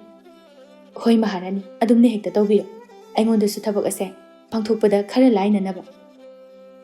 ꯑꯗꯨꯒꯅꯦ ꯊꯥꯗꯣꯏ, ꯅꯪꯅ ꯍꯌꯦꯡ ꯂꯥꯡꯂꯦꯟꯒꯤ ꯆꯥꯛꯇ ꯍꯤꯗꯥꯛ ꯑꯗꯣ ꯍꯥꯞꯆꯤꯟꯕ ꯃꯇꯝꯗ 3ꯂꯛ ꯈꯛ ꯍꯥꯞꯄꯨꯀꯣ. ꯑꯗꯨꯒ ꯆꯥꯛ ꯑꯗꯨꯃ ꯃꯥ ꯃꯇꯣꯝꯇ ꯄꯤꯖꯒꯗꯕꯅꯤ. ꯒ꯭ꯌꯥꯟ ꯇꯥꯔꯅꯤꯀꯣ ꯅꯪ? ꯍꯣꯏ ꯃꯍꯥꯔꯥꯅꯤ, ꯑꯩ ꯈꯪꯖꯔꯅꯤꯌꯦ. ꯐꯔꯦ ꯐꯔꯦ, ꯑꯗꯨꯗꯤ ꯅꯪꯁꯨ ꯆꯠꯈ꯭ꯔꯣ. ꯑꯩꯒꯤ ꯀꯥꯗ ꯀꯨꯏꯅ ꯂꯩꯒꯅꯨ. ꯂꯥꯟꯃꯤ ꯑꯇꯩꯅꯒ ꯎꯈ꯭ꯔꯕꯗꯤ ꯁꯣꯏꯗꯅ ꯆꯤꯡꯅꯈꯤꯅꯤ. ꯑꯗꯨꯒꯅꯦ, ꯅꯪꯒꯤ ꯁꯦꯜ ꯑꯗꯨꯗꯤ ꯊꯕꯛ ꯑꯗꯨ ꯄꯥꯡꯊꯣꯛꯂꯕ ꯃꯇꯝꯗ ꯑꯣꯏꯅ ꯄꯤꯔꯒꯦ. ꯑꯗꯨꯒ ꯋꯥꯐꯝ ꯑꯃꯅ, ꯊꯕꯛ ꯑꯁꯤ ꯍꯦꯛ ꯁꯣꯏꯍꯜꯂꯕ ꯅꯪꯗꯤ ꯍꯤꯡꯗ꯭ꯔꯦ ꯍꯥꯏꯅ ꯈꯜꯂꯨ. ꯁꯣꯏꯔꯣꯏ ꯃꯍꯥꯔꯥꯅꯤ, ꯑꯩꯅ ꯁꯣꯏꯗꯅꯕ ꯇꯧꯖꯒꯦ. ꯑꯗꯨꯗꯤ ꯑꯩ ꯑꯃꯨꯛ ꯆꯠꯂꯨꯈꯤꯒꯦ. ꯑꯁꯤ ꯍꯥꯏꯔꯝꯂꯒ ꯍꯤꯗꯥꯛ ꯑꯗꯨꯕు ꯄꯨꯗꯨꯅ ꯂꯥꯛꯂꯦ. ꯃꯊꯃꯣꯏꯗꯁꯨ ꯍꯔꯥꯎꯅ ꯈꯟꯖꯩ. ꯅꯨꯡꯉꯥꯏꯖꯔꯦꯗꯀꯣ ꯁꯩꯇꯥ. ꯂꯥꯏꯁꯦ ꯑꯩꯕꯨꯗꯤ ꯌꯥꯝꯅ ꯆꯥꯟꯕꯤ. ꯑꯩꯅ ꯂꯥꯡꯂꯦꯟꯁꯦ ꯍꯥꯠꯅꯤꯡꯕꯅ ꯂꯣꯏꯔꯦ ꯍꯥꯏꯕ ꯈꯪꯂꯗꯨꯅ ꯃꯥꯕꯨ ꯍꯥꯠꯅꯅꯕ ꯂꯝꯕꯤ ꯑꯃ ꯄꯤꯕꯤꯔꯛꯂꯦꯗꯅ. ꯑꯗꯨꯒ ꯊꯕꯛ ꯑꯁꯤ ꯇꯧꯕꯗ ꯑꯩꯁꯦ ꯁꯦꯟꯖꯥꯎ ꯄꯥꯏꯕꯤ ꯑꯃꯁꯨ ꯑꯣꯏꯗꯧꯔꯤꯕ. ꯐꯩꯀꯣ ꯍꯦ ꯂꯥꯏ, ꯅꯪ ꯌꯥꯝꯅ ꯐꯩ. ꯑꯍꯤꯡ ꯑꯗꯨꯃꯛꯇꯗ ꯂꯥꯡꯂꯦꯟꯒꯤ ꯃꯪꯂꯥꯟꯗ ꯊꯥꯗꯣꯏꯅ ꯃꯍꯥꯛꯄꯨ ꯃꯈꯨꯠꯇ ꯊꯥꯡ ꯑꯃ ꯄꯥꯏꯗꯨꯅ ꯍꯥꯠꯀꯗꯕꯒꯤ ꯀꯣꯏꯇꯥꯟ ꯇꯥꯟꯅꯔꯝꯃꯤ. ꯃꯇꯝ ꯑꯁꯤꯗ ꯂꯥꯡꯂꯦꯟ ꯃꯤꯀꯞ ꯈꯪꯗꯣꯛꯊꯣꯔꯛꯂꯝꯃꯤ. ꯃꯁꯥ ꯄꯨꯝꯕꯁꯨ ꯍꯨꯃꯥꯡꯅ ꯄꯨꯝꯆꯣꯠ ꯆꯣꯠꯂꯒ ꯂꯩꯔꯝꯃꯤ. ꯃꯇꯣꯝꯗ ꯃꯆꯤꯟꯗ ꯇꯞꯅ ꯁꯣꯟꯖꯩ. ꯏꯁ, ꯀꯔꯤ ꯃꯪꯅꯣ ꯍꯧꯖꯤꯛꯀꯤꯗꯨꯕꯣ? ꯊꯥꯗꯣꯏꯅ ꯑꯩꯁꯦ ꯍꯥꯠꯀꯗꯕꯒꯤ ꯇꯧꯗꯨꯅ ꯂꯩꯔꯝꯃꯕ? ꯑꯕꯣꯛꯅ ꯍꯥꯏꯔꯝꯕ ꯋꯥꯐꯝꯗꯨꯕꯨ ꯑꯆꯨꯝꯕ ꯑꯣꯏꯒꯗꯧꯔꯤꯕ꯭ꯔꯥ? ꯑꯗꯨꯕꯨ ꯑꯩꯅ ꯉꯁꯤ ꯐꯥꯎꯕꯗ ꯃꯥꯒꯤ ꯃꯔꯝꯗ ꯐꯠꯇꯕ ꯃꯑꯣꯡ ꯃꯇꯧꯗꯤ ꯑꯃꯠꯇꯁꯨ ꯎꯕ ꯐꯪꯗ꯭ꯔꯤ. ꯑꯩꯒꯤ ꯋꯥꯈꯜꯅ ꯄꯪꯈꯟꯗ ꯈꯟꯖꯤꯟꯕꯒꯤ ꯃꯪ ꯐꯠꯇꯕ ꯃꯪꯕ ꯑꯣꯏꯔꯤꯅꯤꯗ. ꯊꯥꯗꯣꯏꯗꯤ ꯌꯥꯝꯅ ꯐꯕ ꯅꯨꯄꯤꯅꯤ. ꯃꯥꯅ ꯑꯩꯒꯤ ꯐꯠꯇꯅꯕ ꯀꯩꯁꯨ ꯇꯧꯔꯣꯏꯗ. ꯍꯧꯖꯤꯛꯀꯤ ꯃꯪꯗꯨꯒꯤ ꯃꯇꯥꯡꯗ ꯑꯩꯅ ꯊꯥꯗꯣꯏꯗ ꯍꯥꯏꯕꯗꯤ ꯌꯥꯗꯦ. ꯑꯩꯅ ꯀꯔꯤꯒꯨꯝꯕ ꯑꯗꯨꯝꯅ ꯍꯦꯛ ꯍꯥꯏꯔꯨꯕꯗ ꯃꯥꯒꯤ ꯃꯔꯝꯗ ꯑꯩꯅ ꯐꯠꯇꯕ ꯋꯥꯈꯜ ꯈꯟꯕꯒꯤ ꯑꯩꯒꯤ ꯃꯪꯂꯥꯟꯗ ꯑꯗꯨꯝꯅ ꯎꯔꯤꯕꯅꯤ ꯍꯥꯏꯅ ꯈꯟꯈꯤꯅꯤ. ꯑꯁꯨꯛ ꯀꯨꯏꯕ ꯃꯇꯝ ꯑꯁꯦ ꯃꯥꯅ ꯑꯩꯒꯤꯗꯃꯛ ꯐꯅꯅꯕ ꯇꯧꯕꯤꯗꯨꯅ ꯂꯥꯛꯂꯒ ꯑꯩꯅ ꯑꯁꯨꯝꯅ ꯈꯟꯕ ꯍꯧꯅꯗꯦꯗ. ꯑꯁꯨꯝꯅ ꯑꯍꯤꯡꯗꯨ ꯍꯧꯈ꯭ꯔꯦ. ꯃꯊꯪꯒꯤ ꯑꯌꯨꯛꯅꯤ. ꯃꯍꯥꯔꯥꯅꯤ ꯂꯩꯁꯅꯥꯅ ꯍꯥꯏꯈꯤꯕꯒꯤ ꯃꯇꯨꯡ ꯏꯟꯅ ꯀꯣꯅꯨꯡꯗ ꯊꯕꯛ ꯁꯨꯔꯤꯕ ꯃꯤꯅꯥꯏ ꯅꯨꯄꯤ ꯃꯌꯥꯝ ꯑꯗꯨꯗ ꯉꯁꯤꯗꯤ ꯃꯈꯣꯏꯒꯤꯗꯃꯛꯇ ꯀꯣꯅꯨꯡꯗ ꯆꯥꯛ ꯊꯣꯡꯂꯔꯣꯏ. ꯑꯗꯨꯅ ꯃꯈꯣꯏꯒꯤ ꯂꯩꯖꯕ ꯆꯦꯡ ꯍꯋꯥꯏ ꯄꯨꯊꯣꯛꯅꯗꯨꯅ ꯃꯁꯥ ꯃꯁꯥꯅ ꯊꯣꯡꯂꯒ ꯆꯥꯅꯔꯣ ꯍꯥꯏꯅ ꯍꯥꯏꯔꯛꯂꯝꯃꯤ. ꯄꯥꯎ ꯑꯁꯤ ꯍꯦꯛ ꯇꯥꯕꯗ ꯃꯤꯅꯥꯏ ꯅꯨꯄꯤ ꯈꯔꯗꯤ ꯃꯥꯒꯤ ꯄꯥꯝꯖꯕ ꯏꯟꯁꯥꯡ ꯃꯊꯦꯜ ꯑꯗꯨ ꯍꯔꯥꯎꯅ ꯊꯣꯡꯕ ꯍꯧꯈ꯭ꯔꯦ. ꯇꯟꯖꯥ ꯑꯁꯤꯗ ꯊꯥꯗꯣꯏꯅ ꯂꯥꯡꯂꯦꯟꯗ ꯍꯥꯏꯔꯛꯏ. ꯂꯥꯡꯂꯦꯟ, ꯅꯪꯗꯤ ꯀꯔꯤ ꯊꯣꯡꯗꯣꯏꯅꯣ? ꯅꯪꯒꯤꯕꯨ ꯆꯦꯡ ꯍꯋꯥꯏꯒ ꯂꯩꯕ꯭ꯔꯥ? ꯑꯩꯒꯤꯗꯤ ꯀꯩꯝꯇ ꯂꯩꯇ꯭ꯔꯦ. ꯑꯗꯣ ꯁꯦꯜ ꯈꯤꯇꯪꯗꯤ ꯂꯩꯔꯤ. ꯁꯤꯅ ꯆꯦꯡ ꯈꯔ ꯎꯍꯜꯂꯒ ꯊꯣꯡꯉꯁꯤꯔꯥ ꯍꯥꯏꯅ ꯈꯜꯂꯝꯃꯤꯅꯤ. ꯑꯣ, ꯑꯗꯨꯗꯤ ꯅꯪꯒꯤ ꯁꯦꯜꯗꯣ ꯀꯥꯏꯊꯣꯛꯎꯔꯅꯨ, ꯑꯗꯨꯝ ꯊꯝꯖꯤꯜꯂꯣ. ꯁꯨꯃꯥꯏꯅ ꯇꯧꯔꯁꯤ, ꯑꯩꯒꯤꯅꯦ ꯆꯦꯡ ꯈꯔ ꯂꯩꯔꯤ. ꯑꯩꯈꯣꯏ ꯑꯅꯤ ꯆꯥꯕꯒꯤꯗꯤ ꯀꯣꯟꯅꯅꯤ. ꯑꯗꯨꯅꯅꯦ ꯉꯁꯤꯗꯤ ꯊꯣꯡꯂꯒ ꯆꯥꯃꯤꯟꯅꯔꯁꯤ. ꯅꯪꯒꯤ ꯁꯦꯜꯗꯣ ꯑꯗꯨꯝ ꯊꯝꯖꯤꯜꯂꯣ. ꯑꯗꯨ ꯑꯣꯏꯁꯨ ꯌꯥꯏꯌꯦ ꯊꯥꯗꯣꯏ. ꯊꯥꯗꯣꯏ, ꯅꯪꯁꯦ ꯌꯥꯝ ꯐꯩꯀꯣ. ꯅꯪꯃꯨꯛ ꯐꯕ ꯃꯔꯨꯞꯁꯦ ꯑꯩ ꯄꯨꯟꯁꯤꯗ ꯊꯦꯡꯅꯔꯔꯣই. ꯊꯥꯅꯤꯡꯗꯦ ꯑꯗꯨꯃꯥꯏꯅꯒ ꯍꯦꯛꯇ ꯍꯥꯏ. ꯅꯪꯗꯤ ꯑꯩꯅ ꯍꯥꯏꯗ꯭ꯔꯣ, ꯑꯩꯈꯣꯏ ꯑꯅꯤꯗꯤ ꯏꯆꯤꯜ ꯏꯅꯥꯎꯅꯤ ꯍꯥꯏꯗꯅ. ꯑꯗꯣ ꯅꯪ ꯉꯁꯤꯗꯤ ꯄꯣꯊꯥꯔꯒ ꯂꯩꯔꯝꯃꯣ. ꯆꯥꯛꯁꯦ ꯑꯩ ꯑꯣꯏꯅ ꯑꯗꯨꯝ ꯊꯣꯡꯉꯛꯑꯒꯦ. ꯑꯗꯨꯒ ꯑꯩꯈꯣꯏ ꯑꯅꯤ ꯆꯥꯃꯤꯟꯅꯔꯁꯦ. ꯀꯩꯒꯤꯅꯣ ꯑꯩꯈꯣꯏ ꯑꯅꯤ ꯑꯗꯨꯝ ꯊꯣꯡꯃꯤꯟꯅꯔꯁꯦ? ꯅꯇꯣꯝꯇ ꯊꯣꯡꯕꯗꯣ ꯅꯨꯡꯉꯥꯏꯔꯣꯏꯕ.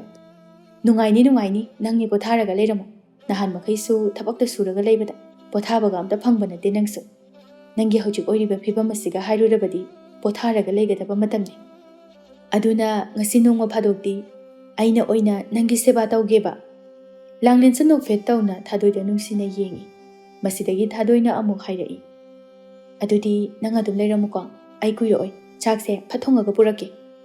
ꯃꯁꯤꯗꯒꯤ ꯊꯥꯗꯣꯏꯅ ꯀꯣꯅꯨꯡꯒꯤ ꯆꯥꯛꯈꯨꯝ ꯑꯗꯨꯗ ꯃꯈꯣꯏ ꯑꯅꯤꯅ ꯆꯥꯅꯅꯕ ꯍꯥꯏꯗꯨꯅ ꯆꯥꯛ ꯊꯣꯡꯂꯝꯃꯤ. ꯃꯊꯃꯣꯏꯗꯁꯨ ꯈꯟꯖꯩ.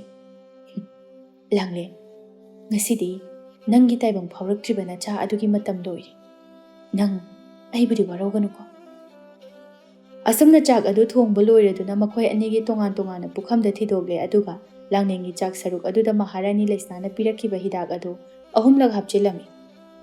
ꯑꯗꯨꯝꯅ ꯍꯥꯞꯄ ꯂꯣꯏꯔꯛꯄꯗ ꯍꯤꯗꯥꯛ ꯑꯗꯨ ꯈꯔꯗꯤ ꯂꯦꯝꯍꯧꯔꯝꯃꯤ. ꯃꯍꯥꯛꯅ ꯈꯜꯂꯤꯕꯅ ꯍꯤꯗꯥꯛ ꯑꯗꯨ ꯂꯦꯝꯒꯗꯕꯒꯤ ꯁꯔꯨꯛꯄꯨꯗꯤ ꯂꯣꯏꯅꯃꯛ ꯍꯦꯛꯇ ꯍꯥꯞꯆꯤꯟꯈ꯭ꯔꯒꯦ ꯍꯥꯏꯅ ꯈꯟꯗꯨꯅ ꯍꯤꯗꯥꯛ ꯑꯔꯦꯝꯕ ꯈꯔ ꯑꯗꯨꯁꯨ ꯂꯣꯏꯅꯃꯛ ꯍꯥꯞꯆꯤꯟꯈ꯭ꯔꯦ.